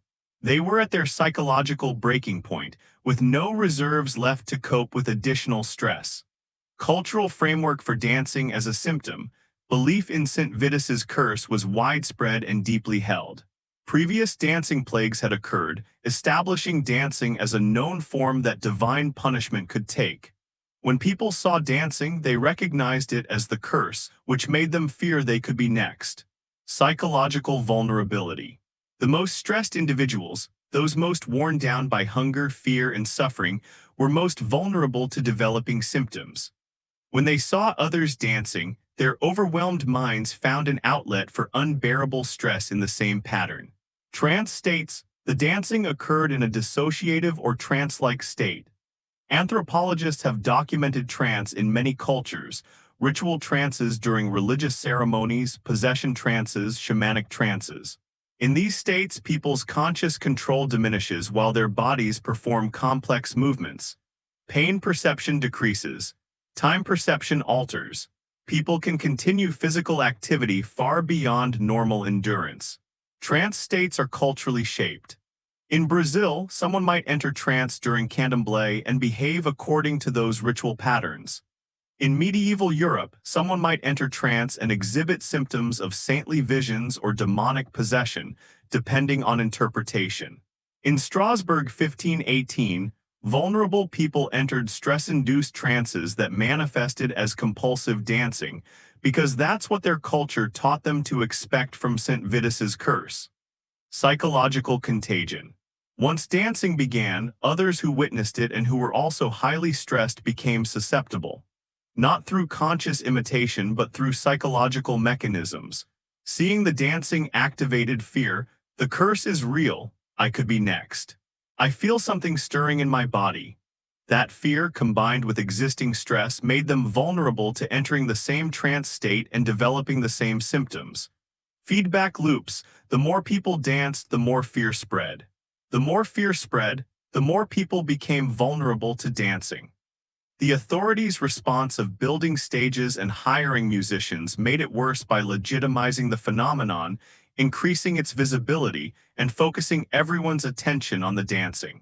Constant exposure to the dancing created more opportunities for psychological contagion. Resolution. The dancing stopped when several things changed. The stages were torn down, making dancing less visible. Dancers were sent to Saverne, removing them from the contaminated environment and the constant reinforcement of seeing others dance. The religious ritual at Saverne provided psychological closure, permission to stop, a culturally appropriate ending to the compulsion. As fear diminished and attention decreased, new cases stopped appearing. Those still dancing either recovered from exhaustion or were sent to Saverne. This explanation fits all the evidence. It accounts for the gradual spread over weeks, the demographic patterns, women and poor more affected. The descriptions of trance-like states, the inability to stop voluntarily, the sustained physical activity, despite exhaustion, the lack of other symptoms that would accompany physical diseases, the effectiveness of the religious cure, the similar pattern to other documented cases of mass psychogenic illness. The geographical and temporal concentration of dancing plagues in a region with strong beliefs in St. Vitus. It's also consistent with modern understanding of psychology, neuroscience, and how stress affects the brain and body. The dancers of Strasbourg weren't poisoned by ergot or any other toxin. They weren't infected with a disease. They weren't consciously faking or seeking attention. They weren't possessed by demons or cursed by an angry saint, at least not in any literal sense. They were people pushed beyond their psychological limits, whose minds found a way to express unbearable suffering through their bodies. In a culture that expected divine punishment to manifest as uncontrollable dancing, that's exactly how their stress manifested. The dancing plague was a collective psychological breakdown, a mass dissociative episode, a community-wide expression of trauma that took the form of dance because that was the culturally available template for such expression. It was, in the most profound sense, people dancing out their pain. Before we move on from analyzing what caused the dancing plague, we need to address one of the most controversial and debated aspects of the story. How many people actually died? This might seem like a straightforward historical question, one that should have a clear answer from the sources. But history is rarely that simple, especially when we're dealing with events from 500 years ago where records are incomplete and sometimes contradictory. If you've read about the dancing plague in popular accounts, online articles, or documentaries, you've probably encountered dramatic claims about the death toll. Some accounts state that dozens of people were dying every day at the height of the plague. One frequently cited claim is that 15 people died per day. If this rate were sustained for even a few weeks, the death toll would be in the hundreds. 210 deaths if 15 per day for 2 weeks, over 400 if sustained for a month. These numbers appear across the internet, in YouTube videos, in popular history books, and in documentaries. They've become part of the standard narrative of the dancing plague. There's just one problem: we don't actually know if they're true. Modern historians who specialize in this period and who have carefully examined the primary sources have raised serious questions about these death toll figures. Understanding why these numbers are disputed and what we can actually know about deaths is important for understanding history more generally and this event specifically. Let's look at the sources. The primary contemporary sources for the dancing plague include several types of documents. Chronicles. These are narrative histories written either during the events or in the decades afterward. Several Strasbourg chronicles mention the dancing plague. The most detailed include the Emlyn family chronicle, written by a wealthy merchant family, and chronicles by Daniel Specklin, an architect who wrote in the 1590s, about 70 years after the events, and Johann Schilter, a jurist who compiled earlier sources in the 1600s over a century later. Medical treatises. The famous physician Paracelsus visited Strasbourg 8 years after the dancing plague and wrote about it in his medical works, including his Opus Paramorum. His account mixes observed fact with medical theory and considerable misogyny. City Council records. Some records of the Strasbourg City Council's deliberations and expenditures survive, though many have been lost over the centuries. Letters and personal accounts. A few letters and personal accounts from people who witnessed or heard about the events exist, scattered across various archives. These sources agree on the basic facts. A dancing plague seized Strasbourg in July and August 1518, affecting hundreds of people and lasting about 2 months before ending. Authorities responded with various measures. Eventually, the plague ended. Where they differ is on details, including the death toll. Some later chronicles state clearly that people died from the dancing. A chronicle from 1636 states, in the year 1518 AD, there occurred among men a remarkable and terrible disease called St. Vitus dance, in which men in their madness began to dance day and night until finally they fell down unconscious and succumbed to death. This clearly indicates deaths occurred, but it doesn't specify how many. Until finally they fell down unconscious and succumbed to death could describe what happened to some dancers, or even to one particularly tragic case that the chronicler knew about. It doesn't necessarily mean all or most dancers died. Daniel Specklin's chronicle mentions that many died, but again without specific numbers.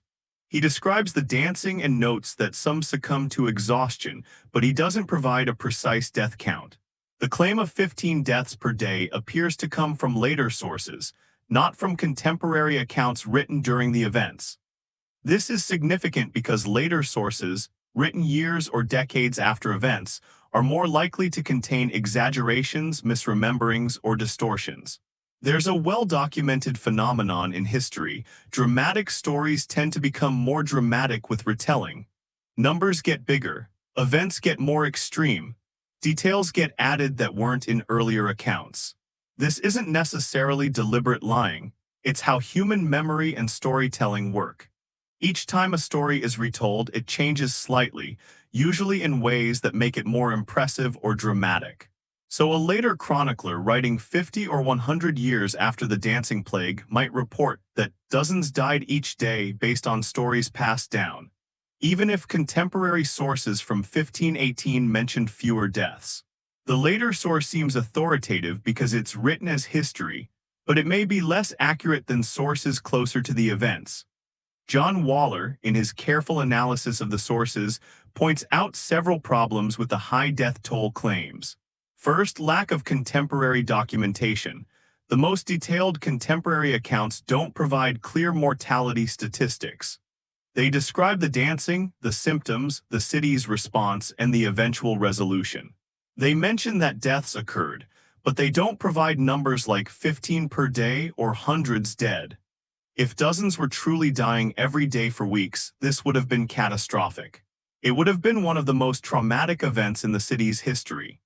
You'd expect it to generate extensive documentation, detailed lists of the dead, records of mass burials, expenditures for dealing with huge numbers of bodies, references in multiple contemporary sources to the devastating mortality. Instead, the contemporary sources that survive focus primarily on the dancing itself and on the authorities' response. Deaths are mentioned as occurring, but not emphasized or quantified in detail. Second, absence of burial records. While many records from this period have been lost, we'd expect some documentation of mass death to survive if hundreds died. City records typically noted deaths, at least for citizens of sufficient standing. Church records noted burials. Guild records noted the deaths of members. The absence of clear documentation of mass death is notable. It doesn't prove deaths didn't occur. Absence of evidence isn't evidence of absence, especially for 500-year-old records where much has been lost. But it does make high death toll claims harder to verify. Third, medical reality. While continuous dancing for days could certainly be fatal, especially for people already weakened by malnutrition and disease, it wouldn't necessarily kill everyone who danced. Many people can survive extreme physical exertion if they receive even minimal hydration and nutrition and are eventually allowed to rest. The death rate would depend heavily on several factors: how long individuals danced without stopping, their pre-existing health conditions, whether they received any water or food during the dancing, ambient temperature, and whether anyone was caring for them. Some dancers might dance for a few hours before collapsing and recovering. Others might dance for days and die. The variation would be considerable. A blanket claim that 15 people died every day seems unlikely given this variation. Moreover, if the death rate were truly that high, you'd expect it to be mentioned more prominently in sources. A death rate of 15 per day would mean roughly 10–15% of all dancers were dying daily. That's catastrophically high, higher than even the worst plagues. Such a dramatic mortality rate would likely be emphasized in accounts as evidence of how severe the crisis was. Fourth, the city's response. The authorities' responses, building stages, hiring musicians, eventually banning dancing and sending people to Savern, make more sense if they were dealing with dozens or perhaps 50–100 dancers at any given time with some deaths, rather than if hundreds of people were dying. If deaths were occurring at a rate of 15 per day, the immediate priority would have been managing the bodies, dealing with the public health crisis of mass mortality, and implementing emergency measures to stop the dying. Instead, the authorities focused on trying to facilitate the dancing or regulate it, which suggests they saw it more as a strange malady affecting many people with some deaths, rather than as a mass mortality event. Fifth, the narrative structure of later accounts. Accounts written long after the events tend to be more dramatic and include more extreme claims. This is consistent with how oral history and written history that draws on oral traditions work. Stories get amplified and elaborated over time. A chronicler writing in the 1600s, hearing stories about the dancing plague from people who heard them from their grandparents, might genuinely believe that dozens died daily based on the stories that had been passed down. But those stories had been through multiple retellings over a century, with each retelling potentially adding drama. So what can we actually say about the death toll with confidence? What we know, deaths definitely occurred. Multiple sources agree on this. Some people who danced died, likely from causes related to the extreme exertion, heart attacks, strokes, exhaustion, dehydration, complications from pre-existing health conditions exacerbated by the physical stress. The dancing was genuinely dangerous, not harmless or merely embarrassing. People suffered terribly. Some deaths were witnessed by crowds, which would have been traumatic for everyone who saw them. Families lost loved ones to this bizarre affliction. What we don't know, the exact number of deaths. We don't have reliable contemporary statistics. Claims of specific numbers, 15 per day, hundreds total, should be treated with skepticism unless they can be traced to reliable contemporary sources, which they generally can't be. What's likely, based on Waller's analysis and that of other careful historians, deaths probably numbered in the dozens rather than the hundreds. Somewhere between 20 and 50 deaths is a reasonable estimate, though even this is speculative. It could have been fewer, it might have been somewhat more. But the dramatic claims of 15 deaths per day sustained over weeks are probably exaggerations. This might seem like a nitpicky historical detail. Does it really matter if 30 people died or 300? Isn't the event fascinating and significant regardless of the exact death toll? In one sense, yes. The dancing plague remains extraordinary even if only dozens died rather than hundreds. Hundreds of people dancing uncontrollably for weeks is remarkable whether it killed 30 or 300. But in another sense, getting the details right matters for several reasons. First, it's about honesty and accuracy in history. We should strive to be truthful about the past. Making confident claims based on shaky evidence or repeating dramatic numbers because they make a better story is bad history. It's fine to say we don't know exactly how many died, but deaths definitely occurred. It's not fine to state 15 people died every day as fact when that's based on questionable late sources. Second, it affects how we understand the event. If hundreds died, the dancing plague was an extremely lethal phenomenon, comparable to serious disease outbreaks. If dozens died, it was still serious but less catastrophic, more of a collective psychological breakdown with some tragic deaths rather than a mass mortality event. These different framings lead to different understandings of what happened and why. The psychological explanation makes more sense if the mortality wasn't as extreme as sometimes claimed. Third, it's a reminder about the limits of historical knowledge. We can't know everything about the past with certainty. Sometimes we have to be comfortable with uncertainty, with saying the sources don't tell us this clearly, rather than inventing precision where none exists. The dancing plague is a 500-year-old event for which we have limited documentation. Many records have been lost. The sources that survive sometimes contradict each other or are vague on details. We can reconstruct what probably happened based on careful analysis, but there are limits to what we can know. Fourth, it teaches us to be critical consumers of historical information. When you encounter dramatic claims about historical events, ask, what's the source? Is it contemporary or later? How reliable is it? Do other sources confirm it? Are there reasons the claim might be exaggerated? These critical thinking skills apply to understanding current events too, not just history. The same principles of evaluating sources, checking for bias, and being skeptical of dramatic claims apply whether you're reading about 1518 or 2026. So what's the responsible way to talk about deaths in the dancing plague? We should say, the dancing was genuinely dangerous and people died. The exact death toll is unknown and probably unknowable with current sources. Deaths likely numbered in the dozens, possibly more, but dramatic claims of hundreds of deaths should be treated skeptically. What's certain is that the community was traumatized, families mourned, and the event left lasting scars regardless of the precise number. This is less dramatic than saying 15 people died every day, but it's more honest and more accurate to what we actually know from the historical record.